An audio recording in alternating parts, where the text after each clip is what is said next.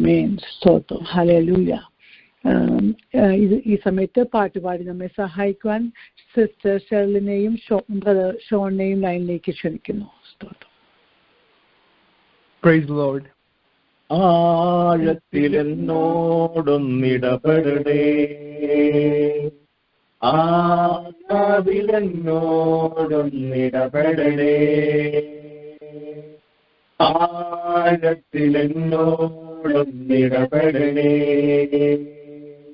ആത്മാവിലെന്നോടൊന്നിടപെടണേ. ആരിലും ശ്രേഷ്ഠമായി, ആരിലും ശക്തമായി, ആരിലും ശ്രേഷ്ഠമായി, ആരിലും ശക്തമായി, ആഴത്തിലെന്നോടൊന്നിടപെടണേ, ആത്മാവിലെന്നോടൊന്നിടപെടണേ, ആഴത്തിലെന്നോടൊന്നിടപെടണേ, ആത്മാവിലെന്നോടൊന്നിടപെടണേ.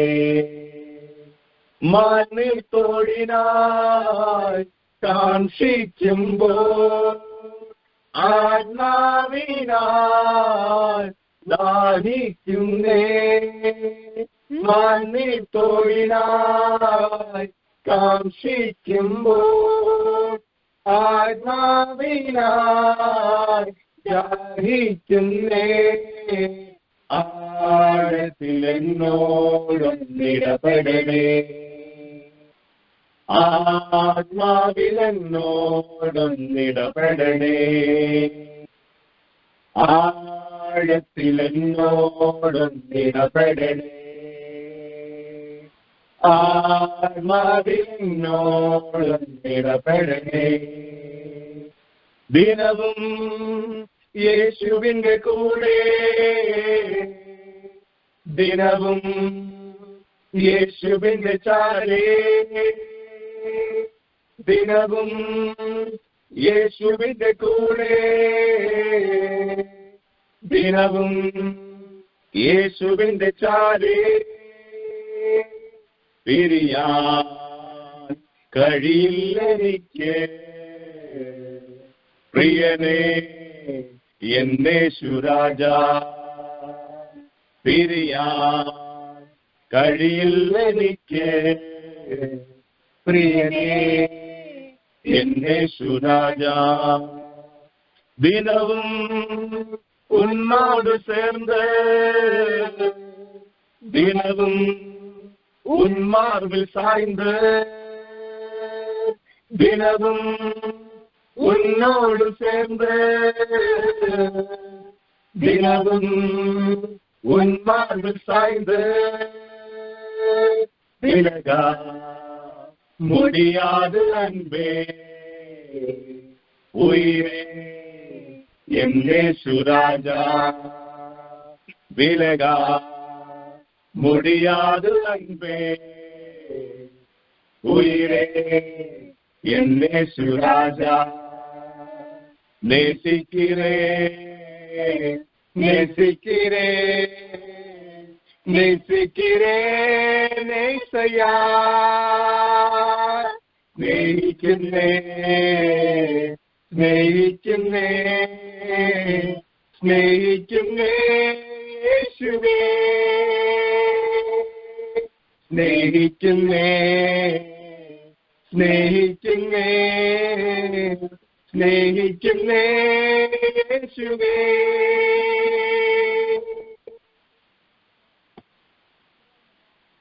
ആമേൻ. Praise the Lord. രണ്ടുപേരോടും കർത്താവായ യേശുവിന്റെ നാമത്തിൽ, അതുപോലെ പ്രയർ ലൈനിന്റെ നാമത്തിൽ നന്ദി അറിയിക്കുന്നു. രണ്ടുപേരെയും കർത്താവ് അനുഗ്രഹിക്കട്ടെ, സഹായിക്കട്ടെ. God bless you. Thank you. Amen. പാട്ടുകാരൻ പാടിയതുപോലെ ഹല്ലേലൂയ.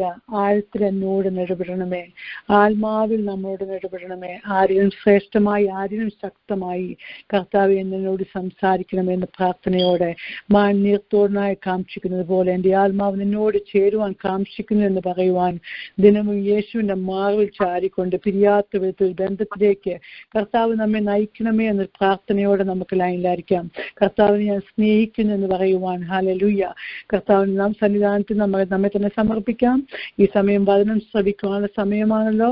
നമുക്ക് നമ്മെ തന്നെ കർത്താവിന്റെ കരുത്തിലേക്ക് കൊടുക്കാം. കർത്താവ് അടിയനിത എന്ന പ്രാർത്ഥനയോടെ നമുക്ക് ലൈനിലായിരിക്കാം. കർത്താവിന്റെ ദാസനെ കർത്താവ് ശക്തമായി ഇന്ന് രാത്രികാലം വചനം നമുക്ക് പറഞ്ഞു തരുവാൻ, കർത്താവ് തന്നെ ശക്തിയിരിക്കുവാൻ നമുക്ക് കർത്താവിന്റെ ദാസനെ കർത്താവിന്റെ കരുത്തിലേക്ക് കൊടുത്ത് ദൈവസന്നിധാനത്തിൽ ഭയത്തോടും ഭക്തിയോടും കൂടെ ആയിരിക്കാം. ഈ സമയത്ത് പാസ്റ്റർ രഞ്ജൻ ജോർജ് പാസ്റ്റർ ലൈനിലേക്ക് ക്ഷണിക്കുന്നു. Thank you. കർത്താവിന്റെ തന്നെ തിരുനാമം ഈ ദിവസം വാഴ്ത്തപ്പെടുമാറാകട്ടെ.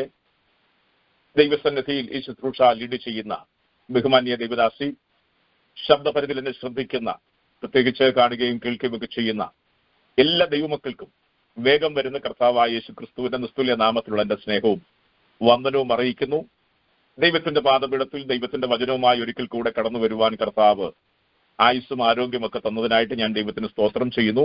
ഈ ശുശ്രൂഷയിലൂടെ അനേകർക്ക് ആശ്വാസം ലഭിക്കുന്നുവെന്ന് അറിഞ്ഞുകൊണ്ടിരിക്കുന്നതിനായിട്ട് ഞാൻ ദൈവത്തിന് സ്തോത്രം ചെയ്യുന്നു.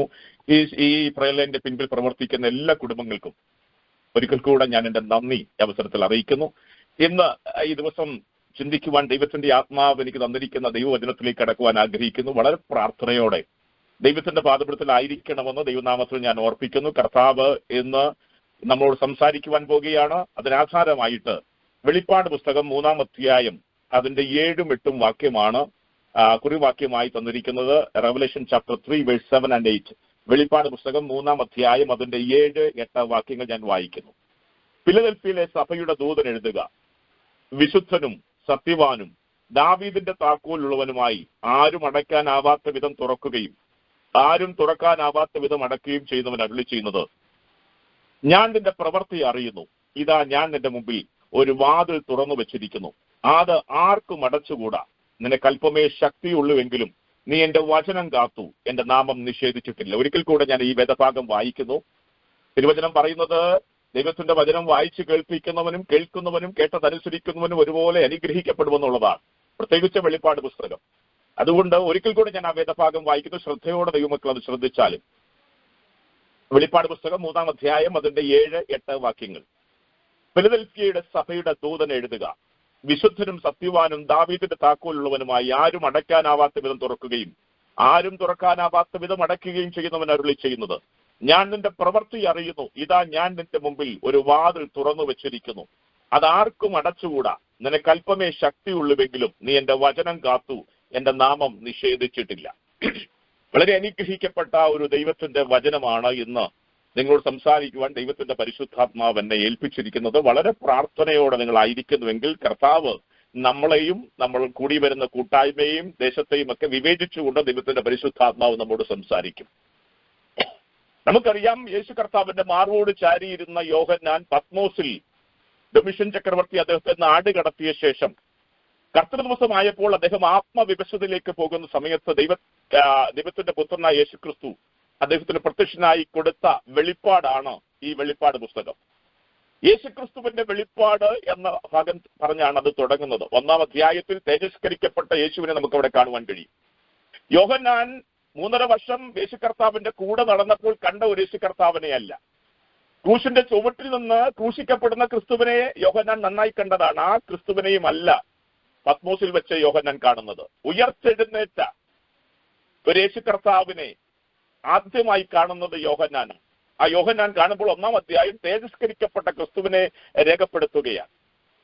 7 നിലവിളക്കുകളുടെ നടുവിൽ നിലയെങ്കി ധരിച്ച് മാറത്ത് പൊൻകൊച്ചു കെട്ടിയവനായി, തലയും തലമുടിയും വെളുത്ത പഞ്ഞു പോലെ ഹിമം പോലെ വെണ്മ, കാൽ ചുട്ടുപെടുത്ത വെള്ളോട് സദൃശം, കണ്ണുകൾ അഗ്നിജ്വാലക്കത്തുള്ളത്, അവന്റെ വായിൽ നിരുവായത്തിലുള്ള ഏത് വാളിനേക്കാളും മൂർച്ചയുള്ള വാൾ പുറപ്പെടുന്നവന്റെ കാൽ ചുട്ടുപെടുത്ത വെള്ളോട് സദൃശം. അവൻ ഉദയസൂര്യൻ നട്ടുച്ചയ്ക്ക് പ്രകാശിക്കുന്ന പ്രകാശമാനമായ മനുഷ്യപുത്രന്റെ കയ്യിൽ 7 നക്ഷത്രം. അവൻ അടച്ചാൽ ആർക്കും തുറക്കാൻ കഴിയില്ല, അവൻ തുറന്നാൽ ആർക്കും അടക്കാൻ കഴിയത്തില്ല എന്ന ആ വെളിപ്പാട് യോഹന്നാൻ 1-ാം അധ്യായത്തിൽ കാണുകയാണ്. യേശുവിനെ തേജസ്കരിക്കപ്പെട്ട ക്രിസ്തുവിനെ നമുക്ക് ഇവിടെ കാണുവാൻ കഴിയും. ഇന്ന് ലോകം മുഴുവൻ യേശുക്രിസ്തുവിന്റെ രൂപമെന്ന് പറഞ്ഞ് ഫോട്ടോയായിട്ട് പലയിടങ്ങളിൽ വെച്ചിരിക്കുന്ന രൂപം ഇതുമായിട്ട് യാതൊരു ബന്ധവുമില്ലാത്തതാണ്. ദൈവമക്കൾ എന്ന് അവകാശപ്പെടുന്നവർ പോലും പലപ്പോഴും യേശുക്രിസ്തുവിന്റെ ഫോട്ടോ വെക്കാറുണ്ട്. അത് വിഗ്രഹാരാധനയാണ്. യേശുവുമായിട്ട് യാതൊരു ബന്ധവും അതില്ല. കാരണം ഈ വെളിപ്പാട് പുസ്തകം 1-ാം അധ്യായത്തിൽ യോഹന്നാൻ പത്മോസിൽ വെച്ച് കാണുന്ന തേജസ്കരിക്കപ്പെട്ട ക്രിസ്തു 1-ാം അധ്യായത്തിന്റെ 13-ാം വാക്യം മുതൽ അതിന്റെ 16-ാം വാക്യം വരെ കാണുന്ന ക്രിസ്തു അത് ഇവിടെ ആരെങ്കിലും വരച്ചു വെക്കുന്ന ഒരു രൂപമായിട്ട് നമുക്ക് ദർശിക്കാൻ ഒരിക്കലും കഴിയുകയില്ല. അത് വിഗ്രഹാരാധനയാണ്. പുറപ്പാട് പുസ്തകം 20-ാം അധ്യായത്തിൽ പറയുന്നു, ഞാനല്ലാതെ അന്യ ദൈവങ്ങൾ നിങ്ങൾക്കുണ്ടാകരുത്, ഒരു വിഗ്രഹത്തെയും വാങ്ങുകയോ വണങ്ങുകയോ നമസ്കരിക്കുകയോ ചെയ്യരുത്, ഞാൻ തീക്ഷ്ണതയുള്ള ദൈവമാണ്, എന്നെ പകയ്ക്കുന്നവരിൽ പിതാക്കന്മാരുടെ അകൃത്യം 3-4 തലമുറയോട് ഞാൻ കണക്കിടും, ഒരു രൂപവും പറ്റില്ല. ഞാനല്ലാതെ അന്യ ദൈവങ്ങൾ നിങ്ങൾക്കുണ്ടാകരുത്, ഒരു വിഗ്രഹം ഉണ്ടാക്കരുത്, വാങ്ങരുത്, വണങ്ങരുത്, മീതെ സ്വർഗത്തിലെങ്കിലും, സ്വർഗത്തിലിരിക്കുന്നതാണ് നമ്മുടെ കർത്താവ്, മീതെ സ്വർഗത്തിലെങ്കിലും താണ ഭൂമിയിലെങ്കിലും ഭൂമിക്ക് കീഴെ സമുദ്രത്തിലെങ്കിലുമുള്ള യാതൊന്നിന്റെയും പ്രതിമയരുത്, അവയെ സേവിക്കോ നമസ്കരിക്കോ ചെയ്യരുത്, ഞാൻ തീക്ഷ്ണതയുള്ള ദൈവമാണ്, എന്നെ പകയ്ക്കുന്നവരിൽ 3-4 തലമുറ വരെ ഞാൻ മക്കളോട് ചോദിക്കും, എന്നാൽ എന്നെ സ്നേഹിച്ച് എന്റെ കൽപ്പനകളും ചട്ടങ്ങളും പ്രമാണിച്ചാൽ 1000 തലമുറ വരെ ഞാൻ മക്കളോട് ദയ കാണിക്കും. എന്നെ കേൾക്കുന്ന ദൈവമക്കളോട് ഞാൻ ഒന്നാമത്തെ ദൂതായിട്ട് പറയാം, ആവശ്യമില്ലാത്തതൊന്നും നമ്മുടെ വീട്ടിൽ വെക്കാൻ പാടില്ല. അയ്യോ അത് ചുമ്മാതിരിക്കുന്നതേ ഉള്ളൂ. ഇല്ല, അത് ചുമ്മാതിരിക്കുകയല്ല, അതൊരു വിഗ്രഹമാണ്. യേശുവിന്റെ രൂപമെന്ന് പറഞ്ഞ് ഏതെങ്കിലും ഫോട്ടോ നമ്മുടെ ഭവനങ്ങളിൽ വെച്ചിട്ടുണ്ടെങ്കിൽ അതെല്ലാം എടുത്തു മാറ്റിക്കളയണം. കാരണം അതും പുസ്തകവുമായിട്ട് യാതൊരു ബന്ധവുമില്ല, അതും നമ്മൾ ആരാധിക്കുന്ന യേശുവുമായിട്ട് യാതൊരു ബന്ധവുമില്ല. അത് യേശുവിന്റെ രൂപമായിരുന്നെങ്കിൽ അപ്പോസ്തല പ്രവർത്തികളുടെ പുസ്തകം 28 അധ്യായങ്ങളുണ്ട്. 2-ാം അധ്യായത്തിൽ പരിശുദ്ധാത്മാവിനാൽ ഉദ്ഘാടനം ചെയ്യപ്പെട്ട ദൈവസഭ അടുത്ത 40 വർഷത്തെ ചരിത്രമാണ്. 28 അധ്യായങ്ങളിൽ അപ്പോസ്തലന്മാരിലൂടെ ദൈവം ചെയ്ത പ്രവർത്തികളുടെ ചരിത്രം, സഭയുടെ ചരിത്രമാണ് ആ അപ്പോസ്തല പ്രവർത്തിയിൽ രേഖപ്പെടുത്തിയിരിക്കുന്നത്. അവിടെ എവിടെയെങ്കിലും ഇത് യേശുവിന്റെ രൂപമാണ്, അതുകൊണ്ട് നിങ്ങൾ അത് വെച്ചോ എന്ന് അപ്പോസ്തലന്മാർ പറഞ്ഞതായിട്ട് കണ്ടിട്ടില്ല. അതുകൊണ്ട് അങ്ങനെയുള്ള വിഗ്രഹങ്ങളെ എടുത്തു കളയണം. കാരണം അത് ദൈവത്തിന് വെറുപ്പാണ്. കൊരിന്ത്യർക്കെഴുതിയ ലേഖനത്തിനകത്ത് പൗലോസ് പറഞ്ഞു, കുഞ്ഞുങ്ങളെ വിഗ്രഹാരാധന വിട്ടോടുവീൻ. ഒരു രൂപമോ കൊത്തിയുണ്ടാക്കിയതോ അല്ലാത്തതോ ആയ ഒരു രൂപമോ സ്തംഭമോ നിങ്ങളെ നടുവിൽ നിങ്ങൾ നാട്ടാൻ പാടില്ല. കുരിശാകട്ടെ, യേശുവിന്റെ രൂപമെന്ന് പറയുന്ന ഏതെങ്കിലും ആരുടെയെങ്കിലും ഫോട്ടോയാകട്ടെ, ഇതൊന്നും പാടില്ല. കാരണം ഇവിടെ കാണുന്ന കർത്താവ് ഇന്ന് പുതിയ നിയമത്തിൽ 7 നിലവിളക്കുകൾ ദൈവസഭയെ കാണിക്കുന്നു, 7 നക്ഷത്രങ്ങൾ ദൈവദാസന്മാരെ കാണിക്കുന്നു. ആ നിലവിളക്കുകളുടെ നടുവിലാണ് കർത്താവ് നിൽക്കുന്നത്. ആ നിൽക്കുന്ന കർത്താവിനെ ഇവിടെ രേഖപ്പെടുത്തുന്നത്, വെളിപ്പാട് പുസ്തകത്തിൽ രേഖപ്പെടുത്തുന്നത് 7 നിലവിളക്കുകളും നിലവിളക്കുകളുടെ നടുവിൽ നിലയെങ്കി ധരിച്ച് മാറത്ത് പൊൻകച്ചു കെട്ടിയവനായി മനുഷ്യപുത്രനോട് സദൃശനായവനെയും കണ്ടു. അവന്റെ തലയും തലമുടിയും വെളുത്ത പഞ്ഞി പോലെ ഇമം പോലെ വെണ്മയും കണ്ണഗ്നിജ്വാലയ്ക്കൊത്തുള്ളതും കാല് ചുട്ടുമെടുത്ത വെള്ളോട് സദൃശവും അവന്റെ ശബ്ദം പെരുവെള്ളത്തിന്റെ ഇരച്ചിൽ പോലെയുമായിരുന്നു. അവന്റെ വലങ്കയിൽ 7 നക്ഷത്രമുണ്ട്. അവന്റെ വായിൽ നിന്ന് മൂർച്ചയേറിയ ഇരുവായ്ത്തലയുള്ള വാൾ പുറപ്പെടുന്നു. അവന്റെ മുഖം സൂര്യൻ ശക്തിയോടെ പ്രകാശിക്കുന്നത് പോലെയായിരുന്നു. നോക്കട്ടെ, അവനെ കണ്ടിട്ട് ഞാൻ മരിച്ചവനെ പോലെ അവന്റെ കാൽക്കൽ വീണു. കണ്ടോ, ഈ രൂപമാണ് യഥാർത്ഥ യേശുവിന്റെ രൂപം. ഇതാർക്കും വരച്ചു വെക്കാൻ പറ്റില്ല, ഇതാർക്കും രൂപമാക്കി മാറ്റി വെക്കാൻ പറ്റില്ല. അങ്ങനെയാണെങ്കിൽ അങ്ങനെ വെക്കാൻ പറ്റാത്ത ഒരു രൂപത്തെ ആരെങ്കിലും ഏതെങ്കിലും മനുഷ്യൻ ഉണ്ടാക്കി വെക്കുന്നത്, വരച്ചു വെച്ചത് നമ്മൾ പ്രതിഷ്ഠിക്കുന്നെങ്കിൽ അത് വിഗ്രഹാരാധനയാണ്. അയ്യോ സാരമില്ല, സാരമുണ്ട്. ദൈവസന്നിധിയിൽ ചെറിയ കുറ്റത്തിന് വലിയ ശിക്ഷയാണ്. അത് നല്ലതായിട്ട് അറിയാം. യേശുക്കർത്താവ് പറഞ്ഞ 10 കന്യകമാരുടെ കാര്യം പറയുമ്പോൾ അയ്യോ സാരമില്ലായിരുന്നല്ലോ, അവർ പോയി വാങ്ങിച്ചുകൊണ്ട് വന്നല്ലോ. ഇല്ലില്ല, അതൊന്നും പറഞ്ഞാൽ മുറിക്കകത്ത് കയറാൻ പറ്റുകയില്ല, മണവാളിനോട് കൂടെ വസിക്കാൻ പറ്റുകയില്ല. കാരണം ആത്മീയ ലോകത്ത് ചെറിയ കുറ്റമാണെങ്കിലും അത് വലിയ ശിക്ഷ ഉണ്ടാകുമെന്ന് ദൈവത്തിന്റെ പരിശുദ്ധാത്മാവിൽ ഞാൻ ഈ ആണ്ടിന്റെ ആരംഭ മാസത്തിൽ തന്നെ ഞാൻ വിളിച്ചു പറയുകയാണ്. അതുകൊണ്ട് ആ കാര്യങ്ങൾ ക്രമീകരിക്കപ്പെടണം. ദൈവമക്കൾക്ക് എവിടെയെങ്കിലും അങ്ങനെ ഉണ്ടെങ്കിൽ അതെല്ലാം നീക്കിക്കളഞ്ഞ് ശുദ്ധീകരിക്കപ്പെടണമെന്ന് ദൈവത്തിന്റെ ആത്മാവിൽ ഞാൻ പറയുകയാണ്. ഇവിടെ 1-ാം അധ്യായത്തിൽ തേജസ്കരിക്കപ്പെട്ട ക്രിസ്തുവിനെ വെളിപ്പെടുത്തിയിട്ട് 2-3 അധ്യായങ്ങളിൽ ആ കാലത്തുള്ള 7 സഭകൾക്ക് അത് ഈ വെളിപ്പെട്ട ക്രിസ്തു ദൂത് പറയുകയാണ്. അവരെ വിവേചിച്ചുകൊണ്ട് സംസാരിക്കുകയാണ്. അവരുടെ നടുവിൽ യേശു ആരെന്ന് വെളിപ്പെടുത്തിക്കൊണ്ട് സംസാരിക്കുകയാണ്. അവരെ വിവേചിക്കുമ്പോൾ അവരുടെ നല്ല ഗുണങ്ങളെ കുറിച്ച് ആദ്യം പറയുന്നുണ്ട്, പിന്നീട് അവരുടെ ജീവിതത്തിലെ തെറ്റുകളെ ചൂണ്ടിക്കാണിച്ച് അതിനുള്ള ശിക്ഷ എന്താണ്, അവിടെ എവിടെയാണ് ക്രമീകരിക്കപ്പെടേണ്ടതെന്ന് ആവർത്തിച്ച് 7 സഭകൾക്കുള്ള ദൂതിലൂടെ വിളിച്ചു പറയുക. എന്നെ കേൾക്കുന്ന ദൈവമക്കളോട് ഞാൻ 2ാമത്തെ ദൂത് പറയാം. നമുക്ക് രക്ഷപ്പെടാനൊന്നും പറ്റുകയില്ല. നമുക്ക് മനുഷ്യരെ കളിപ്പിക്കാം, പക്ഷെ ദൈവത്തെ കളിപ്പിക്കാൻ പറ്റുകയില്ല. ഇന്ന് ഒത്തിരി പേര് കളിപ്പിച്ചുകൊണ്ടിരിക്കുക. അവർ വിചാരിക്കുന്നത് ഞാൻ എല്ലാവരെയും കളിപ്പിക്കുകയാണ്, ദൈവത്തെയും കളിപ്പിക്കാൻ നടക്കുകയല്ല. ഇന്ന് നേതാക്കന്മാർ ഇന്ന് ഉത്സവങ്ങൾ നടന്നുകൊണ്ടിരിക്കുകയാണ്. കേരളത്തിൽ ഉത്സവങ്ങൾ നടന്നുകൊണ്ടിരിക്കുകയാണ്, കൺവെൻഷൻ ഉത്സവങ്ങൾ നടന്നുകൊണ്ടിരിക്കുകയാണ്. ചടങ്ങുകളെ പോലെ ഉത്സവം നടന്നുകൊണ്ടിരിക്കുക. വെള്ളയും ഇട്ടുകൊണ്ട് സ്റ്റേജിൽ കയറുന്നുണ്ട്, വലിയ വർത്തമാനമൊക്കെ പറഞ്ഞ് പരിശുദ്ധാത്മാവേ വാ എന്നൊക്കെ പറഞ്ഞ് പാട്ടൊക്കെ പാടി പരിശുദ്ധാത്മാവിനെ വരുത്തിയാലൊന്നും വരുന്ന ദൈവമല്ല ഞാൻ ആരാധിക്കുന്ന എന്റെ ദൈവം. അവന്റെ കണ്ണ് അഗ്നിജ്വാലയ്ക്കൊത്ത കണ്ണ എന്ന് പറഞ്ഞാൽ പുറമെയുള്ള പ്രകടനങ്ങളിലോ പ്രദർശനങ്ങളിലോ ഒന്നും കണ്ടു മയങ്ങുന്നയാളല്ല യേശു കർത്താവ്. ആഴത്തിലേക്ക് ഇറങ്ങി ഹൃദയത്തിന്റെ ആഴത്തിലെ രഹസ്യങ്ങളെ ഒപ്പിയെടുക്കുന്ന ഒരു ദൃശ്യമായ ക്യാമറയാണ് അവന്റെ കണ്ണുകൾ. അതുകൊണ്ട് അവന്റെ മുൻപിൽ പരിശുദ്ധാത്മാവെ വാ വാ വാ എന്നൊക്കെ വിളിച്ചു പറഞ്ഞാലൊന്നും വരുന്ന കൃപീണമുള്ള കാര്യമല്ല. അത് മനസ്സിലാക്കുക. ഇവിടെ അതാണ് പറയുന്നത്. 7 സഭകളെയും പുറമേ നോക്കിയാൽ വലിയ കുഴപ്പമില്ല. പക്ഷേ യേശു കർത്താവ് ആത്മാവിൽ ദർശിക്കുമ്പോൾ അവരുടെ ജീവിതത്തിലെ കുറവുകള്, അവർ ചെയ്യുന്ന നല്ല കാര്യങ്ങള്, അവർ ക്രമീകരിക്കേണ്ട ഭാഗങ്ങളൊക്കെ വളരെ വിശദമായിട്ട് അദ്ദേഹം ഇവിടെ പ്രവചനാത്മാവിൽ രേഖപ്പെടുത്തുകയാണ്. 7 സഭകൾ, എഫെസോസ് സഭയുണ്ട്, സുബ്രതയുണ്ട്, പെർഗമോസ് ഉണ്ട്, തുയത്തിരയുണ്ട്, സർദീസ് ഉണ്ട്, ഫിലദൽഫിയ ഉണ്ട്, ലവോദിക്യ ഉണ്ട്. ഇങ്ങനെയുള്ള 7 സഭകളെ കുറിച്ച് വിവരിച്ചുകൊണ്ട് അദ്ദേഹം സംസാരിക്കുമ്പോൾ അദ്ദേഹം ഓരോ സഭയുടെയും ആത്മീക നിലവാരം അനുസരിച്ച് തന്നെ അദ്ദേഹം വെളിപ്പെടുത്തുന്നുണ്ട്. എല്ലായിടത്തും ഒരേ ആളല്ല വെളിപ്പെടുന്നത്, ഒരേ രൂപത്തിലല്ല വെളിപ്പെടുന്നത്. പല പ്രവൃത്തിയിലൂടെ അദ്ദേഹം വെളിപ്പെടുത്തുക, തന്നെ ഒന്ന് ചൂണ്ടിക്കാണിക്കുക, ഞാൻ എങ്ങനെയാ വരുന്നത് നിങ്ങളുടെ അടുക്കൽ എന്നുള്ളത്. അത് അവരുടെ ആത്മീക നിലവാരത്തിനനുസരിച്ചാണ് അദ്ദേഹം അത് വെളിപ്പെടുത്തുന്നത്. വളരെ ശ്രദ്ധിക്കേണ്ട ഒരു കാര്യമാണ്. നമുക്കറിയാം എഫെസോസ് സഭയിൽ അദ്ദേഹം പറയുന്നത് 7 നക്ഷത്രം വലങ്കയിൽ പിടിച്ച് 7 നിലവിളക്കുകളുടെ നടുവിൽ നിൽക്കുന്ന ഞാൻ അരുളി ചെയ്യുന്നത് എന്നാണ് എഫെസോസ് സഭയ്ക്ക് പറയുന്നത്. സ്മിർന സഭയിൽ പറയുന്നത് ആദ്യനും അന്ത്യനുമായവൻ അരുളി ചെയ്യുന്നു. പെർഗമോസ് സഭയിൽ പറയുന്നത് മൂർച്ചയേറിയ ഇരുവായ്ത്തലയുള്ള വാളുള്ളവൻ അരുളി ചെയ്യുന്നു. തുയത്തിര സഭയിൽ പറയുന്ന അഗ്നിജ്വാലയ്ക്കൊത്ത കണ്ണുള്ളവൻ അരുളി ചെയ്യുന്നു. സർദീസ് സഭയിൽ പറയുന്നത് ദൈവത്തിന്റെ 7 ആത്മാവും 7 നക്ഷത്രവും കയ്യിൽ പിടിച്ചവൻ അരുളി ചെയ്യുന്നു. ഫിലദൽഫിയ സഭയിൽ പറയുന്നത് വിശുദ്ധനും സത്യവാനും ദാവീദിന്റെ താക്കോലുള്ളവനുമായ ആരും അടച്ചാൽ തുറക്കാൻ കഴിയാത്തവൻ, ആരും തുറന്നാലും അടയ്ക്കാൻ അങ്ങനെ നിലവാരത്തിൽ നിൽക്കുന്ന കർത്താവ് അരുളി ചെയ്യുന്നു. ലവോദിക്യ സഭയിൽ പറഞ്ഞു വിശ്വസ്തനും സത്യവാനുമായവൻ അരുളി ചെയ്യുന്നു. എന്ന് പറഞ്ഞാൽ ഓരോ സഭയുടെയും നിലവാരത്തിനനുസരിച്ചാണ് കർത്താവ് അവരോട് സംസാരിക്കുന്നത്.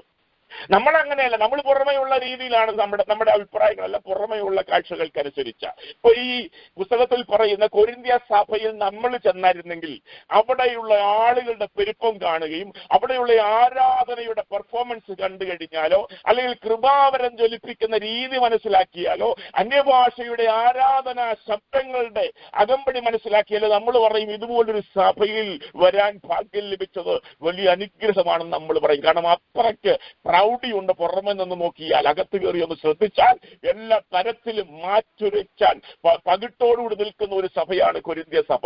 എന്നാൽ ആത്മനിറമുള്ള പൗലോസ് അത് കണ്ടിട്ട് പറയുകയാണ്, ഇല്ലില്ല അതെല്ലാം ഓക്കെ ആണെങ്കിലും എനിക്ക് നിങ്ങളോട് ആത്മീയരോടെന്ന പോലെ സംസാരിക്കാൻ പറ്റുകയില്ല. എനിക്ക് നിങ്ങളോട് ജഡികരോടെന്ന പോലെ സംസാരിക്കാൻ പറ്റത്തുള്ളൂ. വളർച്ചയില്ലാത്തവര്, അങ്ങോട്ടും ഇങ്ങോട്ടും ചായുന്ന, അയ്യോ കൃപാവരമെല്ലാം ജ്വലിപ്പിക്കുന്ന സഭയല്ലേ, അയ്യോ ഭയങ്കര ആളുകൾ കയറി വരുന്ന സഭയല്ലേ, ഭയങ്കര ആരാധനയുള്ള സഭയല്ലേ, അന്യഭാഷ വരങ്ങൾക്കനുസരിച്ച് ആരാധന വെളിപ്പെടുത്തുന്ന സഭ, അതെല്ലാം ശരിയാണ്. പക്ഷെ അകത്തൊത്തിരി പ്രശ്നങ്ങളുണ്ട്. അകത്ത് യേശു നിറയുന്നില്ല, അകത്താള് നിറയുന്നുണ്ട്, പക്ഷെ അകത്ത് വരുന്ന ആളുകളുടെ അകത്ത് യേശു നിറയുന്നില്ല. ഇന്നും അത് തന്നെയാണ് സംഭവിച്ചുകൊണ്ടിരിക്കുന്നത്. ഭയങ്കര കൺവെൻഷനായിരുന്നു, ഭയങ്കര ഉത്സവമായിരുന്നു, 10,000-കണക്കിന് ആള് വന്നു, ശരിയാ കുഞ്ഞ്, നല്ല പാട്ടുകാരായിരുന്നു, ഭയങ്കര പാട്ടായിരുന്നു, അന്യഭാഷയിലായിരുന്നു ഇപ്രാവശ്യം ആരാധന, അതെല്ലാം ശരിയാ. പക്ഷെ അകത്ത് യേശു നിറയുന്നുണ്ടോ? അകത്ത് വരുന്ന ആളുകളുടെ പെരുപ്പത്തെക്കാൾ ആ വരുന്ന ആളുകളുടെ അകത്ത് യേശു നിറയുന്നുണ്ടോ? ആത്മാവിലാന്നുള്ളതിന് തെളിവ് അന്യഭാഷ പറഞ്ഞ് പാട്ട് പാടുന്നത് മാത്രമല്ല, അന്യഭാഷ പറയുന്നത് മാത്രമല്ല, ആത്മാവിന്റെ ഫലങ്ങൾ വെളിപ്പെടുന്നുണ്ടോ? സ്നേഹമാണോ സ്റ്റേജിൽ വെളിപ്പെടുന്നത്? തമ്മിലുള്ള ഐക്യമാണോ സ്റ്റേജിൽ വെളിപ്പെടുന്നത്? തമ്മിലുള്ള കരുതലാണോ അതെ ആ സ്റ്റേജിൽ വെളിപ്പെടുന്നത്? തമ്മിൽ ചേർത്ത് നിർത്തുന്ന അനുഭവങ്ങളാണോ വെളിപ്പെടുത്തുന്നത്? അല്ലെങ്കിൽ ഈ പറയുന്നതെല്ലാം പൊരുത്തി ലേഖനത്തിൽ പറഞ്ഞല്ലോ, സ്നേഹമില്ലെങ്കിൽ എങ്ങനെയാണ് അത് കൊട്ടുന്ന കൊട്ടുപോലെ ഉള്ളൂ, അത് ചിഞ്ചില് പോലെ ഉള്ളൂ, കാരണം ഇവിടെ ചിലയ്ക്കുന്നത് പോലെ ഉള്ളൂ എന്നാ പറഞ്ഞതിന്റെ അർത്ഥം. എന്നെ കേൾക്കുന്ന ദൈവമക്കളെ, വളരെ ആത്മാവിൽ വിവേചിച്ചുകൊണ്ടാണ് ഈ ദിവസങ്ങൾ സംസാരിക്കുവാൻ. നമ്മൾ കൂടിവരവിനകത്ത് ആളുപ്പിരി വലിപ്പമുണ്ട്. ഒരു സഭയെ പോലെ എല്ലാ കൃപാവരങ്ങളും ജ്വലിപ്പിക്കുന്നുണ്ട്. പക്ഷേ അതിൽ പൗലോസ് ആത്മനിറവുള്ളവൻ പറയാണ്, എനിക്ക് നിങ്ങളോട് ആത്മീയരോടെന്ന പോലെ സംസാരിക്കാൻ പറ്റുകയില്ല, എനിക്ക് നിങ്ങളോട് ജഡീകരോടെന്ന പോലെ സംസാരിക്കാൻ പറ്റുകയുള്ളൂ. കാര്യം എന്താണെന്ന് ചോദിച്ചാൽ, അകം ശരിയല്ല. പുറമെന്ന് നോക്കുമ്പോൾ എല്ലാ പ്രൗഢിയും ഉണ്ടെങ്കിലും, നമ്മൾ പറയുന്ന എല്ലാ സംഗതികളും ഒക്കെ ഉണ്ടെങ്കിലും, അകത്ത് ഭിന്നതയാണ് വെളിപ്പെടുന്നത്, പക്ഷങ്ങൾ വെളിപ്പെടുകയാണ്. അകത്ത് ആത്മീയന് പറയാൻ കഴിയാത്ത തരത്തിലുള്ള പ്രവർത്തികൾ വ്യക്തികളിൽ നിന്ന് വെളിപ്പെടുന്നു. അവരെ അംഗീകരിച്ചുകൊണ്ടിരിക്കുന്നു. വിഗ്രഹാരാധന, അങ്ങനെയുള്ള പല വിഷയങ്ങൾ അകത്തുണ്ട്. ശ്രദ്ധിക്കണമേ, ഇന്നും സംഭവിച്ചുകൊണ്ടിരിക്കുന്ന ആത്മീയ എന്ന് പറഞ്ഞ ധാർമ്മികമായ അധപ്പതനം ഇതെല്ലാം കാണിച്ചു തരിക നമ്മൾ. എന്നാൽ ഇവിടെ ആത്മാവിൽ കണ്ണുള്ളവൻ, അഗ്നിജ്വാലക്കത്തെ കണ്ണുള്ളവൻ ഓരോരുത്തരെയും വിവേചിച്ചുകൊണ്ട് സംസാരിക്കുക. അങ്ങനെ എഫെസോസ് സഭയോട് പറയുന്നത്, കൊള്ളാം, പല കാര്യങ്ങളിൽ നീ നല്ലതാണ്, പക്ഷേ ഒരു കുഴപ്പമുണ്ട്. അതാ കർത്താവിന്റെ പരം. ആ ഒരു കുഴപ്പം മറച്ചു വച്ചിട്ട് ബാക്കിയുള്ള നല്ല കാര്യങ്ങൾ മാത്രം വെളിപ്പെടുത്തുന്നയാളല്ല കർത്താവ്. ആത്മാവുള്ളവൻ അങ്ങനെയല്ല. ആ ഒരു കുഴപ്പം വലുതാണ്, പക്ഷെ അതിനുമുമ്പ് നീ നല്ല ചെയ്ത കാര്യങ്ങളെല്ലാം ഞങ്ങൾ അംഗീകരിക്കുന്നുണ്ട്, നല്ല കാര്യങ്ങളാണ്, ആള് വരുന്നതെല്ലാം നല്ല കാര്യങ്ങളാണ്. പക്ഷെ കുറവുകൾ വെളിപ്പെടുത്തുന്ന ആത്മാവാണ് പരിശുദ്ധ ആത്മാവ്. തെറ്റുകൾ ചൂണ്ടിക്കാണിക്കുന്ന ആത്മാവാണ് പരിശുദ്ധ ആത്മാവ്. അത് മനസ്സിലാക്കണം. അല്ലാതെ ആത്മാവെ വാ എന്ന് പറയുമ്പോൾ വരുന്ന ആത്മാവല്ല. ഇവിടെ പറയുകയാണ്, എഫെസോസ് സഭയുടെ പറയാണ്, 7 നക്ഷത്രം കയ്യിൽ പിടിച്ച് 7 നിലവിളക്കുകളുടെ നടുവിൽ നിൽക്കുന്ന ഞാൻ അരുളി ചെയ്യുന്നത്, ഒത്തിരി ഗുണങ്ങൾ നിങ്ങൾക്കുണ്ടെങ്കിലും ഒരു കുഴപ്പം നിങ്ങളുടെ ജീവിതത്തിലുണ്ട്. ആദ്യ സ്നേഹം വിട്ടുകളഞ്ഞു എന്നുള്ള ഒരു കുറവ് ഞാൻ കാണുന്നു. ശ്രദ്ധിക്കണം അറിവില്ല. അപ്പൊ അത് പ്രധാനപ്പെട്ട വിഷയമാണ്. അതെങ്ങനെ അറിയാം? ആദ്യ സ്നേഹം നഷ്ടപ്പെട്ടാൽ അത് ക്രിസ്തുവിനോടുള്ള ബന്ധത്തിലും വിശ്വാസികൾ തമ്മിലുള്ള ബന്ധത്തിലും സ്നേഹമില്ലാതെ ഏത് കാര്യം ചെയ്താലും അതിന്റെ ശിക്ഷ എന്താണെന്ന് ആ എഫെസോസ് സഭയോട് പൗലോസ് കർത്താവ് അരുളി ചെയ്യുന്നുണ്ട്. പ്രവചനാത്മാവിൽ പറയുന്ന ഒരു വാക്യം അവിടെ എഴുതി വെച്ചിരിക്കുന്നത് അറിയാമോ? ആദ്യ സ്നേഹം വിട്ടുകളഞ്ഞു എന്നുള്ളൊരു കുറവുണ്ട്. അതുകൊണ്ട് ഞാൻ എന്താ ചെയ്യാൻ പോകുന്ന അറിയാമോ? മാനസാന്തരപ്പെടാതിരുന്നാൽ, ആദ്യ സ്നേഹത്തിലേക്ക് മടങ്ങി വരാതിരുന്നാൽ, നിലവിളക്കുകളുടെ നടുവിൽ നിന്ന് നിന്റെ നിലവിളക്ക് അങ്ങ് മാറ്റിക്കളയും. അങ്ങനെ അവിടെ കൊടുത്തേക്കുന്നത്. ഞാൻ ആ ഭേദഭാഗം വായിക്കാം. നീ മാനസാന്തരപ്പെടാഞ്ഞാൽ നിന്റെ നിലവിളക്ക് അതിന്റെ നിലയിൽ നിന്ന് നീക്കിക്കളയും. ഇന്ന് അങ്ങനാണെങ്കിൽ എല്ലാം നീക്കിക്കളഞ്ഞിരിക്കുക. ആ 7 നിലവിളക്കുകൾ 7 സഭയെ കാണിക്കുന്നെങ്കിൽ ആ നിരയിൽ നിന്ന് മാനസാന്തരപ്പെടാതിരുന്നാൽ, എഫെസോസ് സഭയാണെങ്കിലും വലിയ സഭയാണെങ്കിലും ഒത്തിരി നല്ല കാര്യങ്ങൾ ചെയ്തിട്ടുള്ള സഭയാണെങ്കിലും ആ നിരയിൽ നിന്ന് പുറത്തുപോയി. എന്നെ കേൾക്കുന്ന ദൈവമക്കളെ, എത്ര വലിയ കാര്യമാണെന്നറിയാമോ? അത് മനസ്സിലാക്കേണ്ട വലിയ വിഷയമാണത്. അങ്ങനെയാണെങ്കിൽ ഇന്ന് എങ്ങനെയായിരിക്കുന്നു? ഈ പ്രകടനങ്ങളെല്ലാം വെറും പ്രകസനങ്ങളായി മാറിക്കൊണ്ടിരിക്കുകയല്ലേ? സ്റ്റേജിൽ നിൽക്കുമ്പോൾ മാത്രമുള്ള ഈ ഒരു പരിപാടി അത് ദൈവം കണ്ടും അടുത്തുവിട്ടില്ലേ? അന്ന് ചാട്ടവാർ എടുത്തത് ബിസിനസ്സുകാരെ പുറത്താക്കാനായിരുന്നെങ്കിൽ ഇന്ന് ചാട്ടവാർ എടുത്തിരുന്നെങ്കിൽ ഏതൊക്കെ തരത്തിൽ പ്രവൃത്തി വെളിപ്പെടുമായിരുന്നു? മനസ്സിലാക്കേണ്ട വലിയ കാര്യമാണ്. ഒരു ചെറിയ കുറ്റമാണ് ഇല്ലേ? നമുക്ക് തോന്നുമ്പോൾ ചെറിയ ആദ്യ സ്നേഹം വിട്ടുകളഞ്ഞു. ഒത്തിരി നല്ല ഗുണങ്ങൾ പറഞ്ഞായിരുന്നല്ലോ. ഞാൻ നിന്റെ പ്രവൃത്തി അറിയുന്നു, നിന്റെ പ്രവൃത്തിയും പ്രയത്നവും സഹിഷ്ണുതയും കൊള്ളരുതാത്തവരെ നിനക്ക് സഹിച്ചുകൂടാത്തതും, അപ്പോസ്തലന്മാരെ അല്ലാതിരിക്കെ തങ്ങൾ അപ്പോസ്തലന്മാരെന്ന് പറയുന്നവരെ നീ പരീക്ഷിച്ച് കള്ളന്മാരെന്ന് കണ്ടതും, നിനക്ക് സഹിഷ്ണുതയുള്ളതും എന്റെ നാമനിമിത്തം നീ സഹിച്ചതും തളർന്നു പോകാത്തതും ഞാൻ അറിയുന്നു. എന്ത് കാര്യങ്ങൾ ഒത്തിരി ഉണ്ട്, നല്ല കാര്യങ്ങൾ ഒത്തിരി ഉണ്ട്. എങ്കിലും നിന്റെ ആദ്യ സ്നേഹം വിട്ടുകളഞ്ഞു എന്ന കുറ്റം നിന്നെ കുറിച്ച് പറയാനുണ്ട്.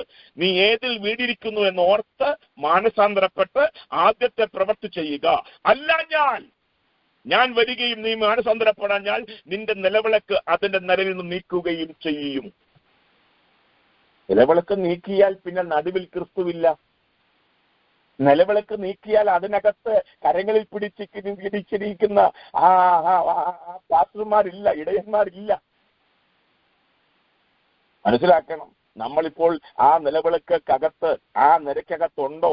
ക്രിസ്തുവിന്റെ ആ നടുവിൽ അവൻ നിൽക്കുന്നതിന്റെ നടുവിൽ എന്റെ ഭാഗം ഉണ്ടോ എന്നൊന്ന് ശോധന ചെയ്യേണ്ടത് ആവശ്യമാണ്. പെർഗമോ സഭയോട് പറയുന്നത്, മൂർച്ചയേറിയ ഇരുവായ്ത്തുള്ള വാളുള്ളവൻ അരുളി ചെയ്യുന്നത്, ഒത്തിരി കാര്യങ്ങൾ നീ ചെയ്യുന്നത്, പക്ഷേ വിഗ്രഹാർപ്പിതവും ദുർനടപ്പുമൊക്കെ ആചരിക്കുവാൻ ഉപദേശിക്കുന്ന ബാലാക്കിന്റെ ഉപദേശം കൈക്കൊള്ളുന്നവർ നിന്റെ ഇടയിലുണ്ട്, നിക്കലോവിയുടെ ഉപദേശം കൈക്കൊള്ളുന്നവർ നിന്റെ ഇടയിലുണ്ട് എന്ന് പറഞ്ഞാൽ ആൾറെഡി യേശുക്രിസ്തുവിനെ മാറ്റി നിർത്തിയിട്ട് വേറെ ആളുകളെ ഉയർത്തുന്ന ആളുകൾ. അതാണ് ബാലാക്കിന്റെ ഉപദേശം.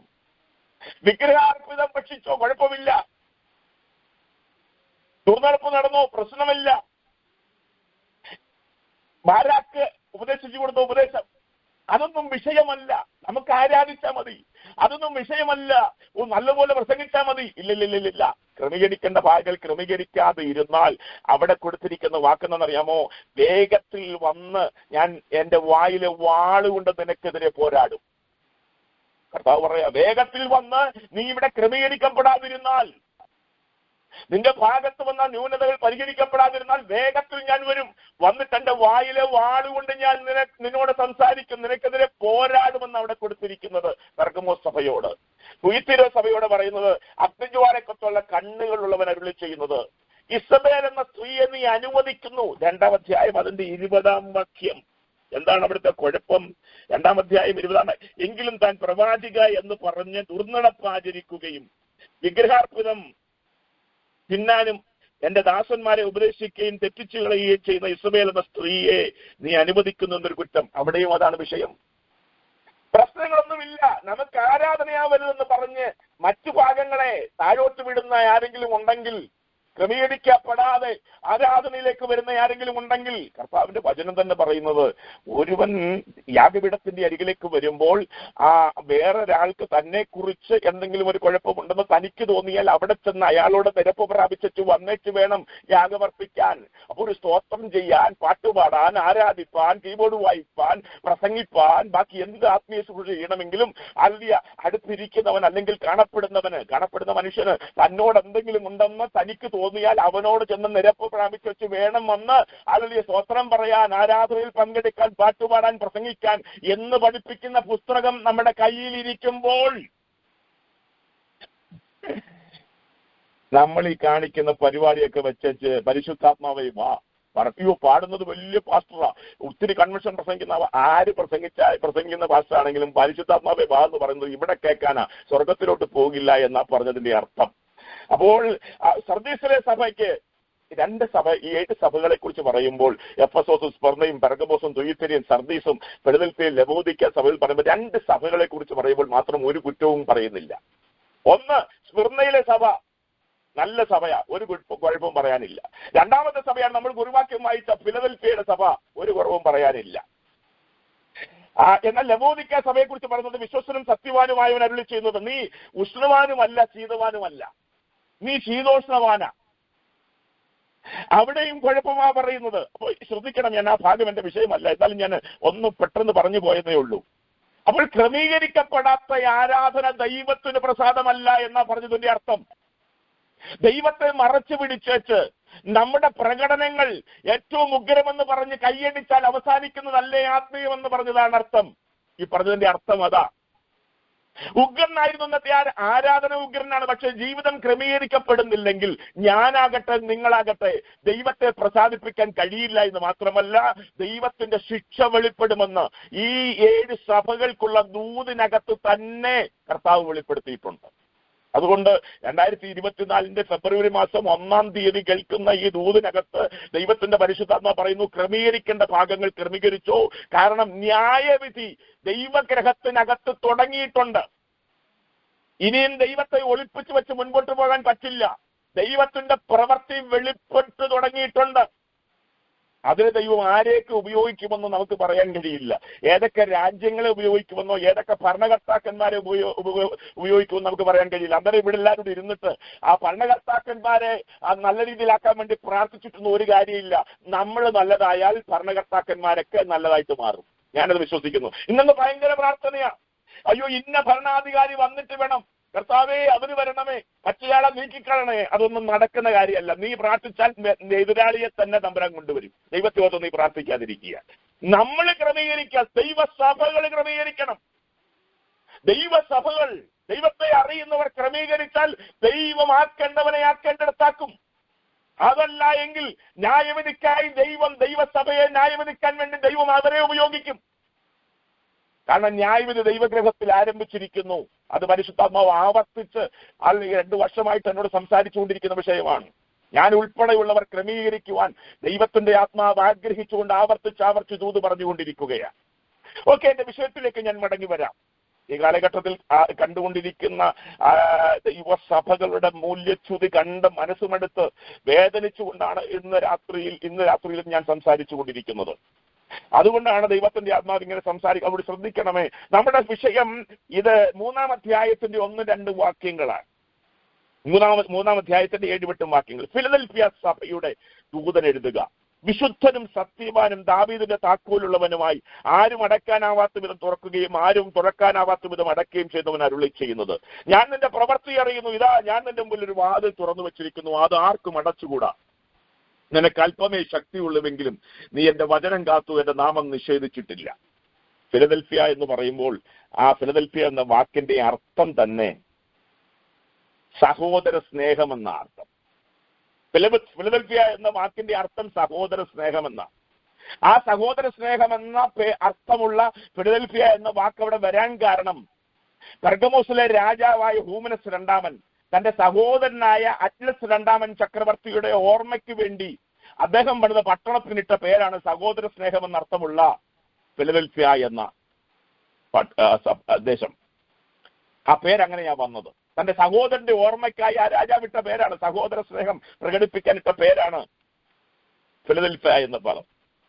അവിടുത്തെ ഭൂപ്രദേശം, അതിന്റെ പശ്ചാത്തലം എന്ന് പറയുന്നത് നിരന്തരം അടിക്കടി ഭൂകമ്പം ഉണ്ടാകുന്ന ഒരു സ്ഥലമാണ്. വളരെ ശ്രദ്ധയോടുകൂടി ഈ കാര്യങ്ങൾ മനസ്സിലാക്കണം.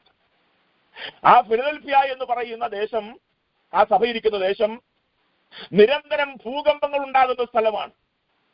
അതുകൊണ്ട് തന്നെ അവിടെ അധികം ആളുകൾ പാർക്കാൻ ഇഷ്ടപ്പെടുന്ന സ്ഥലമല്ല. പ്രശ്നങ്ങൾ ഉണ്ടാകുന്ന, അവിടെ എർത്തക്കൊക്കെ ഉണ്ടായാൽ നമുക്ക് അവിടെ പാർക്കാൻ താല്പര്യം ഉണ്ടാകത്തില്ല. ഭയത്തോടുകൂടി അവിടെ ആൾക്കാർ പാർക്കുന്നത്. അതുകൊണ്ട് തന്നെ വളരെ ചെറിയൊരു സഭയാണ് അവിടെ ഉള്ളത്. ഒന്ന് ശ്രദ്ധിക്കണം, അത് ഭൂകമ്പങ്ങൾ എന്ന് പറഞ്ഞാൽ നിരവധി പ്രശ്നങ്ങൾ അടിക്കടി ഉണ്ടാകുന്ന ഒരു സ്ഥലം, ഭൂകമ്പങ്ങൾ ഉണ്ടാകുന്ന ഒരു സ്ഥലം. രണ്ടാമത് വളരെ ചെറിയൊരു സഭയാണ് അവിടെ ഉള്ളത്. മൂന്നാമത് റോമൻ പ്രവിശ്യയുടെ കീഴിലായതുകൊണ്ട് ചക്രവർത്തി ആരാധന നിലനിൽക്കുന്ന ഒരു ദേശമാണ്. റോമൻ ചക്രവർത്തിയായ കൈസർ സ്വയം രാജാവും സ്വയം ദൈവവും ചക്രവർത്തിയുമായി വാഴുന്ന കാലം എന്ന് പറഞ്ഞാൽ അവിടെ രാജാവ് ഒരു വിളംബരം പുറപ്പെടുവിച്ചാൽ, ഒരു പ്രഖ്യാപനം നടത്തിയാൽ അത് ഇങ്ങനെയാ വായിക്കേണ്ടത്: എന്റെ രാജാവും ചക്രവർത്തിയുമായവൻ അരുളി ചെയ്യുന്നത്, എന്റെ ദൈവവും ചക്രവർത്തിയുമായവൻ അരുളി ചെയ്യുന്നത്. താൻ സ്വയം ദൈവമായിട്ടങ്ങ് പ്രഖ്യാപിച്ചുകൊണ്ട് വാഴുന്ന ഒരു കാലമാണ്. ചക്രവർത്തി ആരാധന നിലനിൽക്കുന്ന ഒരു ദേശം. അവിടെയാണ് ദൈവസഭ പറഞ്ഞത്, ഞങ്ങൾക്കൊരു ദൈവമേ ഉള്ളൂ, അത് ചക്രവർത്തിയല്ല, റോമൻ ചക്രവർത്തിമാരല്ല, ഞങ്ങൾക്കൊരു ദൈവമേ ഉള്ളൂ, അത് ഞങ്ങളെ വീണ്ടെടുത്ത യേശു കർത്താവാണ്. ഞങ്ങൾക്കൊരു ദൈവമേ ഉള്ളൂ, അത് സ്വർഗത്തിലിരിക്കുന്ന ഞങ്ങളുടെ ദൈവമാണ് എന്ന് പ്രഖ്യാപിച്ചുകൊണ്ട് നിൽക്കുന്ന ഒരു സഭയാണ് ഫിലദൽഫിയ സഭ. ശ്രദ്ധിക്കണമേ, ഒന്ന് ഭൂകമ്പം ബാധിതമായ ഒരു പ്രദേശം. രണ്ടാമത് അതുകൊണ്ട് തന്നെ ചെറിയ ഒരു കൂട്ടമേ അവിടെ ഉള്ളൂ, സഭ ചെറിയൊരു കൂട്ടമാണ്. മൂന്നാമത് നിരന്തരം ചക്രവർത്തിയോടും പോരാടിക്കൊണ്ട് നിൽക്കുകയാണ്. ഉപദേശങ്ങൾക്ക് വേണ്ടി ഉറച്ചു നിൽക്കുന്ന ഒരു സഭയാണ്. ദൈവത്തിന് വേണ്ടി ഉറച്ചു നിൽക്കുന്ന ഒരു സഭയാണ്. ദൈവം ആഗ്രഹിക്കുന്ന അതാ. പ്രതിസന്ധിയുടെ നടുവിലും യേശുവിന്റെ നാമത്തെ ഉയർത്തുന്ന സഭ, പ്രശ്നങ്ങളുടെ നടുവിലും യേശുവിനെ മുറുകെ പിടിച്ചൊരു സഭ. ആ സഭയെക്കുറിച്ചാണ് ഒരു കുറ്റവും പറയാനില്ലാത്ത ഒരു വെളിപ്പാട് ഇവിടെ കാണുന്നത്. ഫിലദൽഫിയ സഭയെക്കുറിച്ച് പറയുന്നത്, ഹാലലൂയ, ഒരു കുറവും ഞാൻ നിങ്ങൾക്ക് കാണുന്നില്ല, അവിടെ ഒരു കുറവും പറയുന്നില്ല. സഹോദര സ്നേഹം വെളിപ്പെടുത്തുന്ന ഒരു സഭ. മനസ്സിലാക്കണം, അവിടെ കർത്താവ് വെളിപ്പെടുന്നത് എങ്ങനെയാണെന്ന് അറിയാമോ? തന്നെ തന്നെ പരിചയപ്പെടുത്തുന്നത് എങ്ങനെയാണ്? വിശുദ്ധനും സത്യവാനും ദാവീദിന്റെ താക്കോലുള്ളവനുമായവൻ അരുളി ചെയ്യുന്നത്. ശ്രദ്ധിക്കണം ആ പദങ്ങൾ. ഒന്ന്, അദ്ദേഹം പറയുന്നത്, തന്നെത്താൻ വെളിപ്പെടുത്തുന്നത് അദ്ദേഹം വിശുദ്ധനാണ്. നമ്മുടെ ദൈവം പരിശുദ്ധനായ ദൈവമാണ്. ആ ദൈവത്തെയാണ് നമ്മൾ ആരാധിക്കുന്നത്, ആ ദൈവമാണ് നമ്മൾ സംസാരിക്കുന്നത്. അതുകൊണ്ട് തന്നെ അവന്റെ മുൻപിൽ നമ്മൾ നിൽക്കുമ്പോൾ നമുക്ക് പാപബോധമുണ്ടാകണം, നമ്മുടെ കുറവുകൾ നമുക്ക് ബോധ്യമുണ്ടാകണം. അതാ ഞാൻ ആദ്യം പറഞ്ഞത്, അവന് മറഞ്ഞിരിക്കുന്നതൊന്നുമില്ല, പരിശുദ്ധനായവന് മറഞ്ഞിരിക്കുന്ന ഒന്നുമില്ല. അതുകൊണ്ടാണ് യേശു ആരെന്നറിഞ്ഞു കഴിഞ്ഞപ്പോ പടകിൽ നിന്ന് പത്രോസ് വെള്ളത്തിലേക്ക് എടുത്തൊരു ചാട്ടം ചാടി. എന്താ പറഞ്ഞോണ്ടറിയാമോ? ഞാൻ പാപിയായ ഒരു മനുഷ്യനാണ്, കാരണം നിന്റെ മുമ്പിൽ നിൽക്കാൻ എനിക്ക് യോഗ്യതയില്ല. ദൈവം ഇതിലെ പരിശുദ്ധനായ ദൈവത്തെയാണ് നമ്മൾ ആരാധിക്കുന്നത്. ഒരു കുറവുമില്ലാത്തവൻ, ഒരു കുറ്റവും പറയാൻ ഇല്ലാത്തവൻ, അങ്ങനെ ഒരു ദൈവത്തെയാണ്. സകലവും അവന്റെ മുമ്പിൽ നഗ്നതും മലർന്നതുമായി കിടക്കുന്നു വചനം പറയുന്നു. അവന് മറിഞ്ഞിരിക്കുന്ന ഒരു സൃഷ്ടിയുമില്ലെന്ന് പറയുന്നു. ആ ദൈവത്തിന്റെ മുൻപിൽ നമ്മൾ നിൽക്കുമ്പോ നമുക്ക് ഭയം ഉണ്ടാകണം. പെന്തക്കോസ്ത് സമൂഹത്തിന് പറ്റിയ ഏറ്റവും വലിയ കുഴപ്പം ഭയം നഷ്ടപ്പെട്ടു, ദൈവ ഭയം നഷ്ടപ്പെട്ടു. അതല്ലേ ഇന്ന് കാണുന്നതല്ല. ദൈവം കാണുന്നുണ്ടെന്നുള്ള ബോധ്യം നഷ്ടപ്പെട്ടു നമുക്ക്. കാതലായ കാര്യം അതാ, അടിസ്ഥാന കാര്യം അതാ. അവിടെ ക്രമീകരിക്കപ്പെട്ടെങ്കിലേ ബാക്കി പണിയാൻ പറ്റൂ. ദൈവ ഭയം നഷ്ടപ്പെട്ട ഒരു കൂട്ടം, ഭയമില്ല. അതുകൊണ്ട് ഭക്തി നഷ്ടപ്പെട്ടു. ഭക്തിയെല്ലാം പ്രദർശനങ്ങളായി മാറി, മറ്റുള്ളവരെ കാണിക്കുവാനുള്ളതായി മാറി. ഇവിടെ ആരാണ് അരുളി ചെയ്യുന്നത്? വിശുദ്ധനും എന്ന് പറഞ്ഞാൽ ആർക്കെന്റെ പാപത്തെ ചൂണ്ടിക്കാണിക്കാൻ കഴിയുമെന്ന് തന്റെ ഇടത്തോടെ വെല്ലുവിളിച്ച ഒരുവനാണ് ഇന്ന് സംസാരിക്കുന്നത് ഫിലദൽഫിയ സഭയോട്. അവന്റെ സന്നിധിയിൽ എന്തുണ്ടാകണം? പാപബോധമുണ്ടാകണം. കർത്താവേ ക്ഷമിക്കണമേ, ഞാൻ അങ്ങനെ ചെയ്തു പോയി, എനിക്ക് അതിൽ നിന്ന് കരകയറുവാനുള്ളൊരു കൃപ നൽകണമേ എന്ന് പ്രാർത്ഥിക്കുന്ന അനുഭവങ്ങൾ ഉണ്ടാകണം. വാക്കുകൊണ്ടും പ്രവൃത്തി കൊണ്ടും നോട്ടത്തിലും ചിന്തയിലുമൊക്കെ വന്നിട്ടുള്ള കുറവുകളെ കർത്താവെ ക്ഷമിക്കണമേ എന്ന് പറഞ്ഞ് പ്രാർത്ഥിച്ച് കിടക്കുന്ന ഒരു അനുഭവം ഉണ്ടാകണം.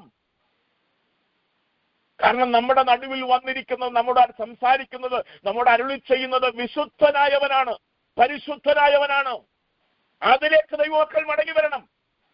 എന്തും പറയാൻ പറ്റുന്ന ഒരു ഇടമല്ല ദൈവസന്നിധി, എന്തും കാണിക്കാൻ പറ്റുന്ന ഒരു ഇടമല്ല ദൈവസന്നിധി, എന്തും കാണിച്ചു വന്ന് സ്തോത്രം ചെയ്യുന്ന ഇടമല്ല ദൈവസന്നിധി, എന്തും കാണിച്ചു വന്ന് പ്രസംഗിക്കുന്ന ഒരു ഇടമല്ല ദൈവസന്നിധി. ഇത് ഇരുവായ്ത്തലുള്ള വാളുള്ളവന്റെ മുൻപിലാണ് വരുന്നത്, അഗ്നിജ്വാലക്കൊത്ത കണ്ണുള്ളവന്റെ മുൻപിലാണ് വരുന്നത്, വേഗത്തിൽ വന്ന് നമ്മോട് സംസാരിക്കുന്ന വാളുകൊണ്ട് ഇടപെടുന്നവന്റെ മുൻപിലാണ് വരുന്നത്. ബോധ്യം ദൈവമക്കൾക്ക് മടങ്ങി വരണം. പാപബോധമുണ്ടാകണം, ഭയമുണ്ടാകണം, പ്രത്യാശയുണ്ടാകണം. ദൈവത്തിന് പണ്ടത്തെ പിതാക്കന്മാരുടെ കാലത്ത് അതെല്ലാം ഉണ്ടായിരുന്നു. ഈ ഒരു 20 വർഷം കൊണ്ട് ഇതെല്ലാം നഷ്ടപ്പെട്ടു. എന്തും കാണിച്ച് ഏത് കുതികാൽ വെട്ടും നടത്തി അധികാരത്തിന് വേണ്ടി, അപ്പക്കഷണത്തിന് വേണ്ടി, സ്ഥാനമാനങ്ങൾക്ക് വേണ്ടി, സ്റ്റേജിന് വേണ്ടി, പ്രകടനങ്ങൾക്ക് വേണ്ടി എന്തും കാണിച്ച് ആരുടെയും കൂടെ കൂടും. ഒന്ന്, ഫിലദൽഫിയ സഭയോട് അരുളി ചെയ്യുന്നവന്റെ ഒന്നാമത്തെ പ്രത്യേകത വിശുദ്ധനും. 2, സത്യവാനും. എന്ന് പറഞ്ഞാൽ എന്താണോ യാഥാർത്ഥ്യം അതാണ് സത്യം, യാഥാർത്ഥ്യമായവൻ അതാണ് സത്യവാൻ. നമ്മൾ കണ്ടത് പറയുന്നു, നമ്മൾ കേട്ടത് പറയുന്നു, അല്ല അത് സത്യമാകണമെന്നില്ല. എന്നാൽ എന്താണോ യാഥാർത്ഥ്യം അതാണ് സത്യം. യേശു ഒരു കാര്യം പറഞ്ഞാൽ അതിന് മാറ്റമില്ല. അതാ പുള്ളി പറഞ്ഞത്, ആകാശം മാറും, ഭൂമി മാറും, എന്നാൽ എന്റെ വാക്കുകൾക്ക് മാറ്റമില്ല. കാരണം അത് യാഥാർത്ഥ്യമാണ്, അത് യാഥാർത്ഥ്യമാണ്. കർത്താവ് വാതിൽ തുറക്കുമെന്ന് പറഞ്ഞാൽ വാതിൽ തുറക്കും. അത് ആർക്കും അടയ്ക്കാൻ പറ്റത്തില്ലെന്ന് പറഞ്ഞാൽ ആർക്കും അടയ്ക്കാൻ പറ്റില്ല. ഞാൻ അടച്ചാൽ ആർക്കും തുറക്കാൻ പറ്റത്തില്ലെന്ന് പറഞ്ഞാൽ ആർക്കും തുറക്കാൻ പറ്റില്ല. 21 ദിവസം ഉപവാസമാണെങ്കിലും 40 ഉപവാസമാണെങ്കിലും നടക്കില്ല. കാരണം പറഞ്ഞവൻ പറഞ്ഞത് യാഥാർത്ഥ്യമാണ്. അതാണ് അവിടെ കൊടുത്തിരിക്കുന്നത്. 1 വിശുദ്ധനും, 2 സത്യവാനും, 3 ദാവീദിന്റെ താക്കോൽ കയ്യിലുള്ളവനും എന്ന് പറഞ്ഞാൽ അധികാരമുള്ളവൻ. അതുകൊണ്ടാണ് അടുത്ത വാക്കിൽ പറഞ്ഞത് ദാവീദിന്റെ താക്കോൽ കയ്യിലുള്ളവനും, ഞാൻ മുമ്പിൽ ആർക്കും അത് ആർക്കും അടയ്ക്കാനാവാത്ത വിധം തുറക്കുന്നവനും, ആർക്കും തുറക്കാനാവാത്ത വിധം അടയ്ക്കുന്നവനുമായവൻ അരുളി ചെയ്യുന്നത് എന്ന് പറഞ്ഞാൽ അത്ര അധികാരമുള്ളവൻ. എന്നെ കേൾക്കുന്ന ദൈവം ഇതിൽ മനസ്സിലാകുന്നവർക്കായി സ്തോത്രം. അതുകൊണ്ടാണ് 91 സങ്കീർത്തനക്കാരൻ പറയുന്നത്, അത്യുന്നതന്റെ മറവിൽ വസിക്കുകയും സർവശക്തന്റെ നിഴലിൻ കീഴിൽ പാർക്കുകയും ചെയ്തവൻ യഹോവയെ കുറിച്ച് അവൻ എന്റെ സങ്കേതവും കോട്ടയും ഞാൻ ആശ്രയിക്കുന്ന എന്റെ ദൈവം എന്ന് പറയുന്നു. അതിനേക്കാൾ വലിയൊരു വെളിപ്പാടുണ്ടോ? ഞാൻ ആരുടെ മറവിലാണ് നിൽക്കുന്നതെന്ന് അവന് ബോധ്യമുണ്ട്. അവൻ പറയുകയാണ് അത്യുന്നതൻ, അവനേക്കാൾ ഉയർത്തപ്പെട്ടവൻ വേറെയില്ല, അവനേക്കാൾ ഒരു ഉന്നതൻ വേറെയില്ല. അടുത്ത വാക്ക് സർവശക്തൻ, അവനേക്കാൾ ശക്തിയുള്ളവരുവൻ വേറെയില്ല. എന്റെ സകല വിഷയങ്ങൾക്കും പരിഹാരം വരുത്തുവാൻ ശക്തിയുള്ള ഒരുവന്റെ മറവിലാണ് ഞാൻ ആയിരിക്കുന്നത്. അതുകൊണ്ടാണ് പറഞ്ഞത്, അവൻ അത്യുന്നതൻ സർവശക്തൻ എന്റെ സങ്കേതവും എന്റെ കോട്ടയും ഞാൻ ആശ്രയിക്കുന്ന എന്റെ ദൈവമെന്ന് ഞാൻ പറയുന്നു. നമുക്ക് പറയാൻ പറ്റുമോ?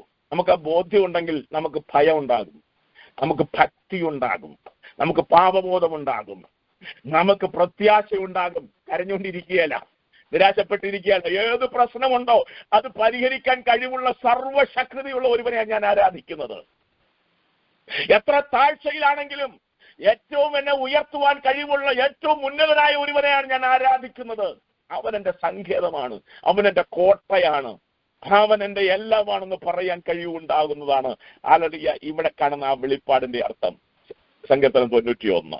അപ്പൊ ഇവിടെ അങ്ങനെയുള്ളവൻ വിശുദ്ധനും സത്യവാനും ദാവീദിന്റെ താക്കോലുള്ളവരുമായി അതൊന്ന് എക്സ്പ്ലെയിൻ ചെയ്ത് പറയാണ്. ആർക്കും അവൻ അടച്ചാൽ ആർക്കും തുറക്കാൻ കഴിയാതെ, അവൻ തുറന്നാൽ ആർക്കും അടയ്ക്കാൻ കഴിയാത്ത അധികാരമുള്ളവനുമായവൻ അരുളി ചെയ്യുന്നത്, ഞാൻ നിന്റെ പ്രവൃത്തി അറിയുന്നു, നിനക്ക് അല്പമേ ശക്തിയുള്ളൂവെങ്കിലും നീ എന്റെ വചനം കാത്തു, എന്റെ നാമം നിഷേധിച്ചിട്ടില്ല. അതുകൊണ്ട് ഞാൻ നിന്റെ മുമ്പിൽ ഒരു വാതിൽ തുറന്നു വെച്ചിരിക്കുന്നു. വാതിൽ ദൈവം തുറക്കാനുള്ള ഒരു കാര്യം, നിനക്ക് അല്പമേ ശക്തിയുള്ളൂവെങ്കിൽ എന്ന് പറഞ്ഞാൽ നീ ഒത്തിരി വലിയ ആൾക്കൂട്ടമൊന്നുമല്ല, ചെറിയൊരു കൂട്ടമാണ്. പ്രശ്നങ്ങളിലൂടെയൊക്കെ കടന്നു പോകുന്ന ഒരു അല്പമേ ശക്തിയുള്ളൂ, പിടിച്ചു നിൽക്കുക നീ. നമുക്കിപ്പോ ഈ വലിയ ആൾക്കൂട്ടത്തെ കാണുമ്പോൾ നമ്മളൊക്കെ മതിമറക്കുക. ഈ ആൾക്കൂട്ടത്തിന്റെ പ്രത്യാശാസ്ത്രം ദൈവത്തിന്റെ ശാസ്ത്രവുമായിട്ട് ബന്ധപ്പെടുന്നതല്ല, മനസ്സിലാക്കണം. വലിയ ആൾക്കൂട്ടം, നമുക്കത് വലിയ ആൾക്കൂട്ടമാ, അതൊന്നും തമ്പുരാന്റെ വകുപ്പിലല്ല. തമ്പുരാൻ നമുക്കറിയാലോ, 5000 പുരുഷന്മാർ അപ്പം തിന്നാനുണ്ടായിരുന്നു. അപ്പൊ നമ്മൾ കണക്ക് കൂട്ടും, 5000 സ്ത്രീകൾ 10, 2 കുഞ്ഞുങ്ങൾ വെച്ച 10,000, അപ്പൊ 20,000 ആൾക്കൂട്ടം ഉണ്ടായിരുന്നു യേശുവിന്റെ കൂടെ. കൊള്ളാം. പക്ഷെ സ്വല്പ നേരം കഴിഞ്ഞപ്പോൾ എന്താ സംഭവിച്ചേ? യേശു സംസാരിക്കാൻ തുടങ്ങിയപ്പോ ആ പുരുഷാരം മുഴുവൻ അങ്ങ് പോയി, 12 കുറഞ്ഞു. നമ്മൾ പറയുന്ന 20,000 12 കുറഞ്ഞു. യേശു കർത്താവ് അവരുടെയും മുഖഭാവം കണ്ടിട്ട് പറഞ്ഞു, നിങ്ങൾക്കും വേണമെങ്കിൽ പോകാം. ഇതാ ദൈവത്തിന്റെ ശാസ്ത്രം. മനസ്സിലാകുന്നവർക്കായി സ്തോത്രം. അല്ലാതെ അഴിച്ചുവിടുന്ന ഒരു ശാസ്ത്രമല്ല. വാതിലിന്റെ വിസ്തീർണം നീട്ടിക്കൊടുത്ത് വീതി വലുതാക്കി കൊടുത്ത് അതിനകത്ത് അവരെയും കയറ്റുന്ന ഒരു ശാസ്ത്രമല്ല ദൈവശാസ്ത്രം, ക്രിസ്തുവിന്റെ ശാസ്ത്രം. അപ്പൊ ഇന്നത്തെ കാലത്ത് ആൾക്കൂട്ടം കണ്ടുകൊണ്ട് ഭയങ്കരം എന്നൊക്കെ പറഞ്ഞാൽ ഈ പുസ്തകമായിട്ട് അത് യോജിക്കുന്നില്ല. ഞാനതാ പറഞ്ഞത്, ആൾക്കൂട്ടമല്ല കർത്താവ് നോക്കുന്നത്, അകത്ത് കയറുന്നവന്റെ അകത്ത് യേശു ഉണ്ടോ എന്നുള്ളതാ കർത്താവ് നോക്കുന്നത്. മനസ്സിലാകുന്നവർക്കായി ഞാൻ ദൈവത്തിന് സ്തോത്രം ചെയ്യുക.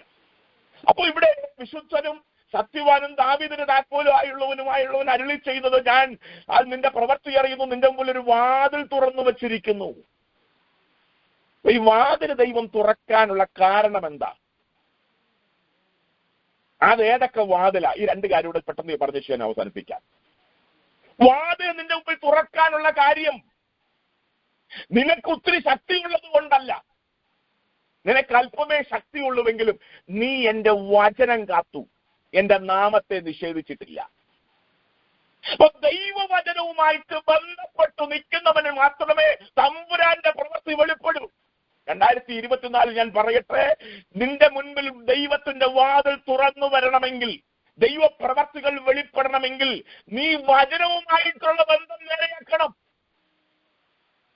അവിടെ കൊടുത്തിരിക്കുന്ന വാക്കതയാണ്, നീ എന്റെ വചനം കാത്തു, എന്റെ നാമം നിഷേധിച്ചിട്ടില്ല. ഈ 2 കാര്യങ്ങൾ ശ്രദ്ധിക്കണം. ദൈവ വചനത്തെ അനുസരിക്കാത്ത ഒരുവന് വേണ്ടിയും തമ്പുരാന്റെ പ്രവൃത്തി കഴിഞ്ഞ വർഷം വെളിപ്പെടാത്തതുപോലെ ഈ വർഷം വെളിപ്പെടുകയില്ല. എത്ര നാളായി നമ്മുടെ സഭയിൽ ഒരു ദൈവപ്രവൃത്തി വെളിപ്പെട്ടിട്ട്? നമ്മുടെ കൂടിവരവുകളിൽ ഒരു പ്രാർത്ഥനയുടെ മറുപടി അതിൻ്റെതായ നിലയിൽ വെളിപ്പെട്ട് എത്ര വർഷമായി? തമ്പുരാന്റെ കുറ്റമല്ല, നമ്മളും വചനവുമായിട്ടുള്ള ബന്ധം ക്ലിയർ അല്ല. ഇതിലാവുന്നവർക്കായി സ്തോത്രം. അയ്യോ, എന്താ ദൈവമേ പ്രാർത്ഥിക്കുന്നതിനൊക്കെ നേരെ വിപരീതമായി കാര്യങ്ങൾ നടക്കുന്നത്? അതിന് കാരണം തമ്പുരാൻ ഇല്ലാഞ്ഞിട്ടല്ല, തമ്പുരാന്റെ ശക്തി കുറഞ്ഞു പോയിട്ടുമില്ല. കാരണം എന്താന്ന് ചോദിച്ചാൽ, തമ്പുരാന് പ്രവർത്തിക്കാൻ കഴിയാത്ത വിധം നമ്മളും വചനവും തമ്മിൽ അകന്നു. അയ്യോ, പ്രസംഗമൊക്കെ ഉണ്ട്, അയ്യോ അത് എല്ലാം ഉണ്ട്, പക്ഷേ അത് വചനത്തെ അനുസരിക്കുന്ന അനുഭവങ്ങളില്ല. എനിക്കറിയാം, ഇഷ്ടപ്പെടുന്ന മെസ്സേജ് അല്ല. ഞാൻ ആവർത്തിച്ച് പറയാം, നമ്മുടെ ഇടയിൽ എത്ര നാളായി ദൈവപ്രവൃത്തികൾ വെളിപ്പെട്ടിട്ട്, ഒരു രോഗി മുൻപിൽ വന്ന് രോഗമാണെന്ന് പറയുമ്പോൾ പണ്ടത്തെ കാലത്ത് അങ്ങോട്ട് ഇറങ്ങിച്ചെന്ന് അവരുടെ തലയിൽ കൈവച്ച് രോഗത്തെ ശാസിച്ച് സൗഖ്യം വരുത്തി കൊടുക്കുന്ന അനുഭവങ്ങൾ നമ്മളിന്ന് ശാസിക്കുന്നത് പോയിട്ട് അങ്ങോട്ട് ഇറങ്ങിച്ചെന്ന് തലയിൽ പോലും നമ്മൾ കൈവെക്കുന്നില്ലല്ലോ. വിശ്വസിക്കുന്നവരാൽ ഈ അടയാളങ്ങൾ നടക്കുമ്പോൾ രോഗിയുടെ മേൽ കരം വെച്ചാൽ സൗഖ്യമാകും. വചനം പോലെ നമ്മൾ എടുത്തു പറയുന്നില്ലല്ലോ. പ്രാർത്ഥിക്കാം ബ്രദറെ, പ്രയറിൽ ഞങ്ങൾ പ്രാർത്ഥിച്ചിട്ടുണ്ട്. ഇതല്ലാതെ മുൻപിൽ വരുമ്പോൾ പോയി കൈവച്ച് വിശ്വാസത്തിന്റെ അടയാളം വെളിപ്പെടുത്തി പ്രാർത്ഥിക്കുന്ന അനുഭവങ്ങൾ ഏതെങ്കിലും സ്റ്റേജുകളിൽ വെളിപ്പെടുന്നുണ്ടോ? ഏതെങ്കിലും കൂടാരങ്ങളിൽ വെളിപ്പെടുന്നുണ്ടോ? കാര്യമെന്താ? നമുക്ക് തന്നെ അറിയാം, നടക്കുകയില്ല. കാര്യമെന്താ? ഞാനും ദൈവമായുള്ള വചനവുമായിട്ടുള്ള ബന്ധം അത്രയ്ക്കേ ഉള്ളൂ. ഇവിടെ ദൈവം ഫിലദൽഫിയ സഭയ്ക്ക് വാതിൽ തുറന്നു കൊടുക്കാനുള്ള കാരണം വചനവുമായിട്ട് അവർക്ക് നല്ല ബന്ധമാണ്. എത്ര പ്രശ്നം വന്നാലും പ്രതികൂലം വന്നാലും ചക്രവർത്തി എതിരായാലും രാജ്യം എതിരായാലും യേശുവിന്റെ നാമത്തെ വിടത്തില്ല, മുറുകെ പിടിച്ചിരിക്കുക. നമ്മൾ കോംപ്രമൈസ് ചെയ്യുക. നമ്മുടെ സ്റ്റേജ് മൊത്തം രാഷ്ട്രീയക്കാരെ കയറ്റിയിരിക്കുകയാണ്. ആ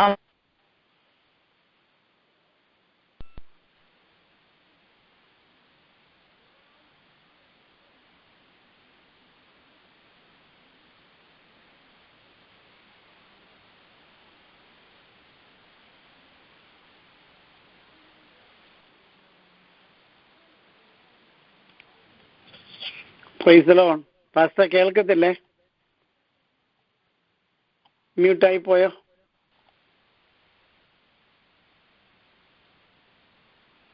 കേൾക്കുന്നില്ല.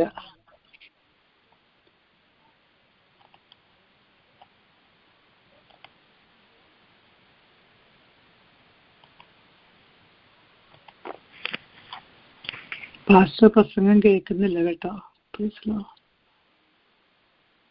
Yeah, let me call him. I think he's got out somehow.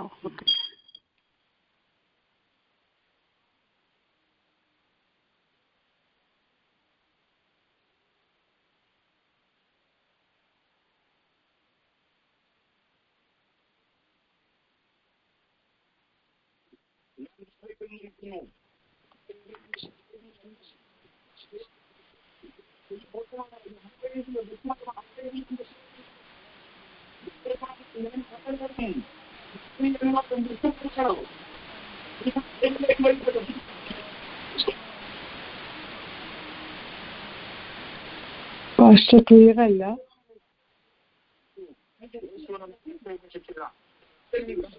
എന്റെ നാമം നിഷേധിച്ചിട്ടില്ല. യേശുവിനെ വിട്ട് വേറൊരു പുറകെ നിന്ന് പോകുന്നില്ല.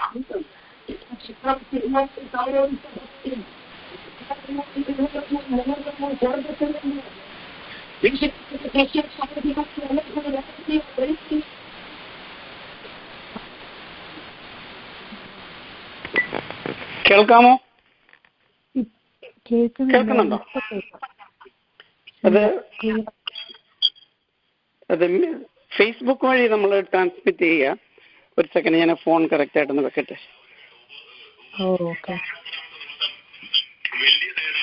വലിയ നേതാവ് താങ്ക്സ് പറയുമ്പോൾ ഒരു 17 പ്രാവശ്യം ഒരു വലിയ മുതലാളിയെയും മോനെയും അപ്പനെയും മോനെയും സ്റ്റേജിൽ ഇരുത്തിക്കൊണ്ടും അപ്പനെ സ്റ്റേജിൽ ഇരുത്തിക്കൊണ്ട് അയാളുടെ പേര് ഇങ്ങനെ അച്ചായനാണ് അത് ചെയ്തത്, അച്ചായനാണ് ഇത് ചെയ്തത്, അച്ചായന്റെ മോൻ അത് ചെയ്തു 17 പ്രാവശ്യം അച്ചായൻ എന്ന് പറഞ്ഞു. ഒറ്റ പ്രാവശ്യം പോലും നേതാവിന്റെ വായിൽ യേശു എന്നൊരു വാക്ക് വന്നില്ല. എല്ലാം അച്ചായൻ ചെയ്തു. അച്ചായൻ ഇല്ലാതെ കെട്ടണമില്ല, അച്ചായൻ ഇല്ലെങ്കിൽ ഭക്ഷണമില്ല, അച്ചായൻ ഇല്ലെങ്കിൽ സംഘടനയില്ല, അച്ചായൻ ഇല്ലെങ്കിൽ അച്ചായനേ ഉള്ളൂ, യേശുവില്ല. അവിടെ പ്രാർത്ഥിച്ചിട്ട് ഒരു പ്രവൃത്തിയും വെളിപ്പെടുകയില്ല. യേശുവില്ലെങ്കിൽ പിന്നെ പ്രവൃത്തി വെളിപ്പെടുമോ? പക്ഷെ ഫിലദൽഫിയ സഭയോട് പറയുന്നു, ഞാൻ നിന്റെ മുമ്പിൽ ഒരു വാതിൽ തുറന്നു വച്ചിരിക്കുന്നു, ആർക്കും അത് അടയ്ക്കാൻ പറ്റില്ല. ഞാൻ അടച്ചാൽ ആർക്കും തുറക്കാനും പറ്റില്ല. രണ്ടു ഓർക്കണം. ഞാൻ നിന്റെ മുമ്പിൽ വാതിൽ തുറന്നു വെക്കാൻ കാരണം നീ എന്റെ വചനം കാത്തു, എന്റെ നാമം നിഷേധിച്ചിട്ടില്ല. ഇനി പെട്ടെന്ന് പറയാം, ഏതാണ് ഈ വാതിൽ?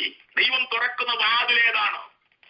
യോഹന്നാന്റെ സുവിശേഷം 10-ാം അധ്യായം അതിന് 9-ാം വാക്യമാണെന്ന് തോന്നുന്നു. അവിടെ ഇങ്ങനെ കുറിച്ചിരിക്കുന്നത്, ഞാൻ വാതിലാകുന്നു, എന്നിലൂടെ കടക്കുന്നവൻ രക്ഷപ്പെടും. യേശു പറയാണ്, ഞാൻ വാതിലാകുന്നു. യോഹന്നാൻ 19, ഞാൻ വാതിലാകുന്നു, എന്നിലൂടെ കടക്കുന്നവൻ രക്ഷപ്പെടും എന്ന് പറഞ്ഞാൽ രക്ഷയുടെ വാതിൽ. ദൈവസഭയെ വചനം കാക്കുന്നവരുടെ മുൻപിൽ, യേശുവിന്റെ നാമത്തെ മുറുകെ പിടിക്കുന്നവരുടെ മുമ്പിൽ തമ്പുരാൻ തുറന്ന വാതിൽ രക്ഷയുടെ വാതിലാണ്. അത് ആർക്കും അടയ്ക്കാൻ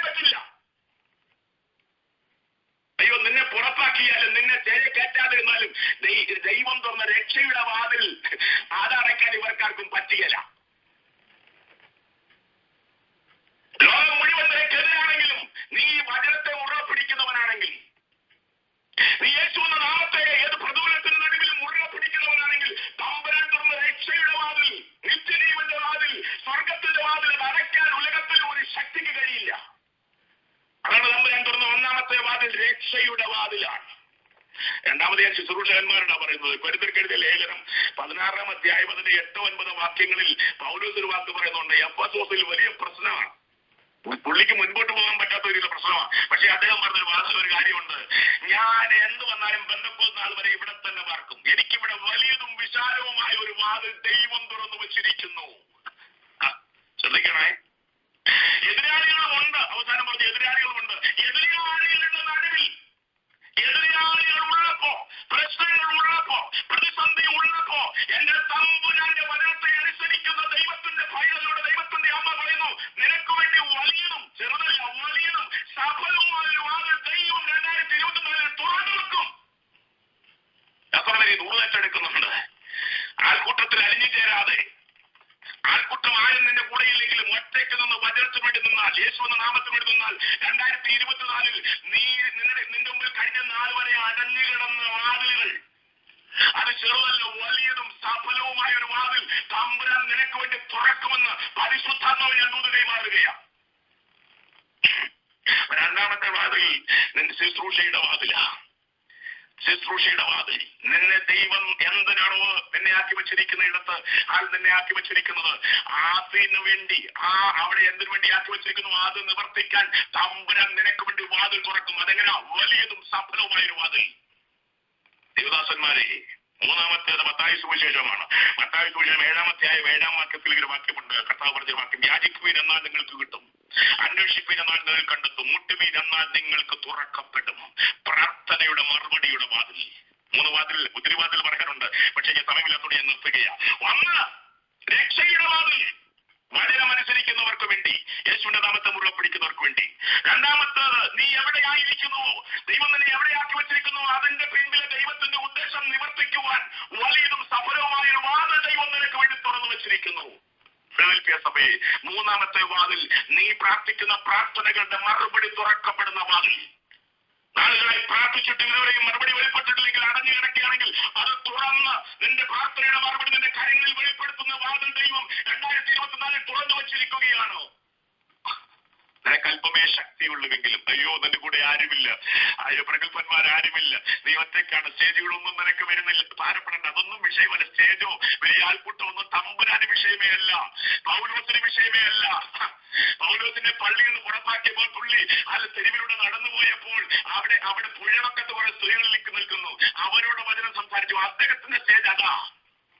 വഴിയരികിൽ അദ്ദേഹത്തിന്റെ പ്രസംഗം കേൾക്കാൻ അധികം ആളില്ല, പക്ഷെ ഒരു ജന്മനാ മുടന്തന ഒരു മനുഷ്യൻ അവിടെ നിന്ന് കേൾക്കുന്നു. അവന് വിശ്വാസമുണ്ട്, വിടുതൽ പ്രാപിപ്പാനുണ്ടെന്ന് അവനെ നോക്കിയപ്പോൾ അതേ പോലീസ് മനസ്സിലായി. അവനെ എഴുന്നേൽപ്പിക്കുന്ന ശുശ്രൂഷ അവിടെ വെളിപ്പെട്ടു. തമ്പുരാനും ആത്മാവുള്ളവരും സ്റ്റേജ് ഒരുക്കിക്കെടുക്കുന്ന തമ്പുരാൻ ഒരുക്കി തന്നോളും. അതുകൊണ്ട് എന്റെ വാക്കുകളെ അവസാനിപ്പിക്കുന്നു. ആ തമ്പുരാൻ എന്റെ മുന്നിൽ വാതിൽ തുറന്നു വെക്കണമെങ്കിൽ, ഫിലദൽഫിയ സഭയുടെ മുൻപിൽ തമ്പുരാൻ വാതിൽ തുറന്നു വെക്കാനുള്ള ഒന്നാമത്തെ കാര്യം, വചനം കാത്തു. യേശു എന്ന നാമത്തെ നിഷേധിച്ചിട്ടില്ല. ഏത് പ്രശ്നത്തിന്റെ നടുവിലും, പ്രതിസന്ധിയുടെ നടുവിലും, ലോകം മുഴുവനെതിരായ, നീ പാർക്കുന്ന രാജ്യം നിനക്കെതിരാണെങ്കിലും യേശുവിനെ വിട്ടൊരു പരിപാടിയില്ല. യേശുവാണ് എന്റെ ദൈവം. തന്റെ ഇടത്തോടെ പറയാൻ കഴിവുണ്ടോ? യേശുവിനെ വചനമനുസരിക്കുവാൻ നിനക്ക് താല്പര്യമുണ്ടോ? ഉണ്ടെങ്കിൽ തമ്പുരാൻ നിന്റെ മുന്നിൽ വാതിൽ തുറന്നു വെക്കും, രക്ഷയുടെ വാതിൽ. രണ്ടാമത്തെ വാതിൽ, ആൾ നിന്നെ ആക്കി വെച്ചിരിക്കുന്ന എന്തിനു വേണ്ടിയാണോ അത് നിവർത്തിക്കുവാനുള്ള വലിയതും സഫലവുമായൊരു വാതിൽ. മൂന്നാമത്തേത്, നിന്റെ പ്രാർത്ഥനകളുടെ മറുപടി വെളിപ്പെടുത്തുന്ന വാതിൽ. നിന്റെ തലമുറകൾക്ക് വേണ്ടി നീ പ്രാർത്ഥിക്കുന്നവളായിരിക്കാം. അത് 2024 അത് പുറത്തു വരാൻ പോവുകയാണ്. അത് വാതിൽ തുറന്നു വരാൻ പോവുകയാണ്. നിനക്ക് വേണ്ടി ഒരുക്കപ്പെട്ട നിന്റെ തലമുറയുടെ മേൽ വെളിപ്പെടാൻ നീ ഒരു കാര്യം ചെയ്താൽ മതി. വചനത്തെ അനുസരിക്ക്. കണ്ണുകളെ അടയ്ക്കാം, എല്ലാ കണ്ണുകളും അടച്ചാട്ടെ. ജനങ്ങൾക്ക് വേണ്ടി പ്രാർത്ഥിക്കാം. ഹല്ലേലൂയ. എന്നെ ഏൽപ്പിച്ചിരിക്കുന്ന ദൂതാണ് ഞാൻ കൈമാറുന്നത്. ഹല്ലേലൂയ. എന്നെ കേൾക്കുന്ന ദൈവത്തിലെ വ്യക്തിപരമായിട്ട് തമ്പുരാൻ വാതിൽക്കൽ നിന്ന് മുട്ടുകയാണ്. സംഘടനയെ അവഗണിച്ചുകൊണ്ട്, അതിൽ കൂടി വരുമ്പോഴെ അവഗണിച്ചുകൊണ്ട് കർത്താവ് വ്യക്തിപരമായ വാതിൽക്കൽ നിന്ന്, സഭയുടെ വാതിൽക്കാണ്, അവിടെയും കർത്താവ് ഇടുന്നത് വ്യക്തിപരമായിട്ടാണ്. ആരെങ്കിലും എന്റെ ശബ്ദം കേട്ടാൽ, അത് വാതിൽ തുറക്കാൻ നിനക്ക് മനസ്സുണ്ടായാൽ, ഇത് എന്നോടുള്ള ദൈവശബ്ദമാണ്, ഇതെന്നെ രൂപാന്തരത്തിലേക്ക് നയിക്കുന്ന ദൈവശബ്ദമാണ്, ഞാനാണ് ക്രമീകരിക്കപ്പെടേണ്ടതെന്ന ബോധ്യത്തോടുകൂടെ വാതിൽ നീ തുറന്നു കൊടുത്താൽ നിനക്ക് വേണ്ടി തമ്പുരാനകത്ത് വരും, നിന്റെ കൂടെ ഒരുമിച്ചിരിക്കും. അവിടെ വാതിലുകൾ തുറക്കും. എല്ലാ കണ്ണുകളും അടച്ചാട്ട്. പരിശുദ്ധനായ ദൈവമേ, സ്വർഗ്ഗസപിതാവേ, അങ്ങയുടെ പാദപീഠത്തിൽ ഞങ്ങൾക്ക് ഒരുമിച്ചായിരിക്കാൻ കർത്താവ് ഒരുക്കിയ അവസരങ്ങൾക്കായി ഞങ്ങൾ ദൈവത്തോട് നന്ദി പറയുന്നു. തിരുക്കരങ്ങളിലേക്ക് ഞങ്ങളെ സമർപ്പിക്കുന്ന അങ്ങ് പരിശുദ്ധനായ ദൈവമാണ്. അങ്ങ് സത്യവാനായ യാഥാർത്ഥ്യം പറയുന്ന ദൈവമാണ്. ആളുടെ അങ്ങ് കർത്താവെ അധികാരമുള്ള ദൈവമാണ്. ആ ദൈവത്തിന് മുമ്പിൽ ഞങ്ങളുടെ വാക്കുകളിലും പ്രവൃത്തിയിലും നോട്ടത്തിലും ചിന്തയിലും കുടിക്കൽ വാങ്ങലും ഒക്കെ വന്നിട്ടുള്ള കുറവുകളെ കർത്താവ് ക്ഷമിക്കണമേപ്പാ. അങ്ങയുടെ മുൻപിൽ നിൽക്കാനൊരു യോഗ്യതയുമില്ലപ്പാ. അങ്ങയുടെ കരങ്ങളിലേക്ക് അടികളെ സമർപ്പിക്കുന്ന കർത്താവെ, യോഗ്യതയുള്ളവരാക്കി മാറ്റുന്ന ഞങ്ങളുടെ കരത്തിലേക്ക്, പണിയുന്ന ഞങ്ങളുടെ കരത്തിലേക്ക്, ആ കുശവന്റെ കരത്തിലേക്ക് ഏൽപ്പിക്കപ്പെട്ടതുപോലെ ഞങ്ങളെ സമർപ്പിച്ച് പ്രാർത്ഥിക്കുന്ന കർത്താവ്, ഈ ദിവസങ്ങളിൽ ഞങ്ങളൊന്ന് ക്രമീകരിക്കപ്പെടുവാൻ, ഞങ്ങളുടെ ശക്തിയൊന്ന് മടക്കി പിടിക്കുവാൻ, കർത്താവിന്റെ കൃപയെന്ന് മടങ്ങി വരുവാൻ കർത്താവ് ഞങ്ങളെ സഹായിക്കണമേ. ഈ ശബ്ദം കേൾക്കുന്ന എല്ലാവരെയും കർത്താവ് അനുഗ്രഹിക്കണമേ കർത്താവെ. കൃപ കൊണ്ടവരെ നിറയ്ക്കണമേ കർത്താവെ. വചനത്തിൽ നിലനിന്നുകൊണ്ട് വാതിലുകൾ തുറക്കപ്പെട്ടവരായി ആ സന്തോഷത്തോടെ കർത്താവിനെ സ്തുതിക്കുന്നവരായി തീരുവാൻ കർത്താവ് സഹായിക്കണമേ കർത്താവെ. തിരുക്കരങ്ങളിലേക്ക് ഏൽപ്പിക്കുന്ന ഒരുമിച്ച് താഴ്ത്തുന്നു. മഹത്വം മുഴുവൻ യേശു കർത്താവിന് മാത്രം അർപ്പിച്ചുകൊണ്ട് ദൈവത്തിൽ ഏൽപ്പിക്കുന്നു.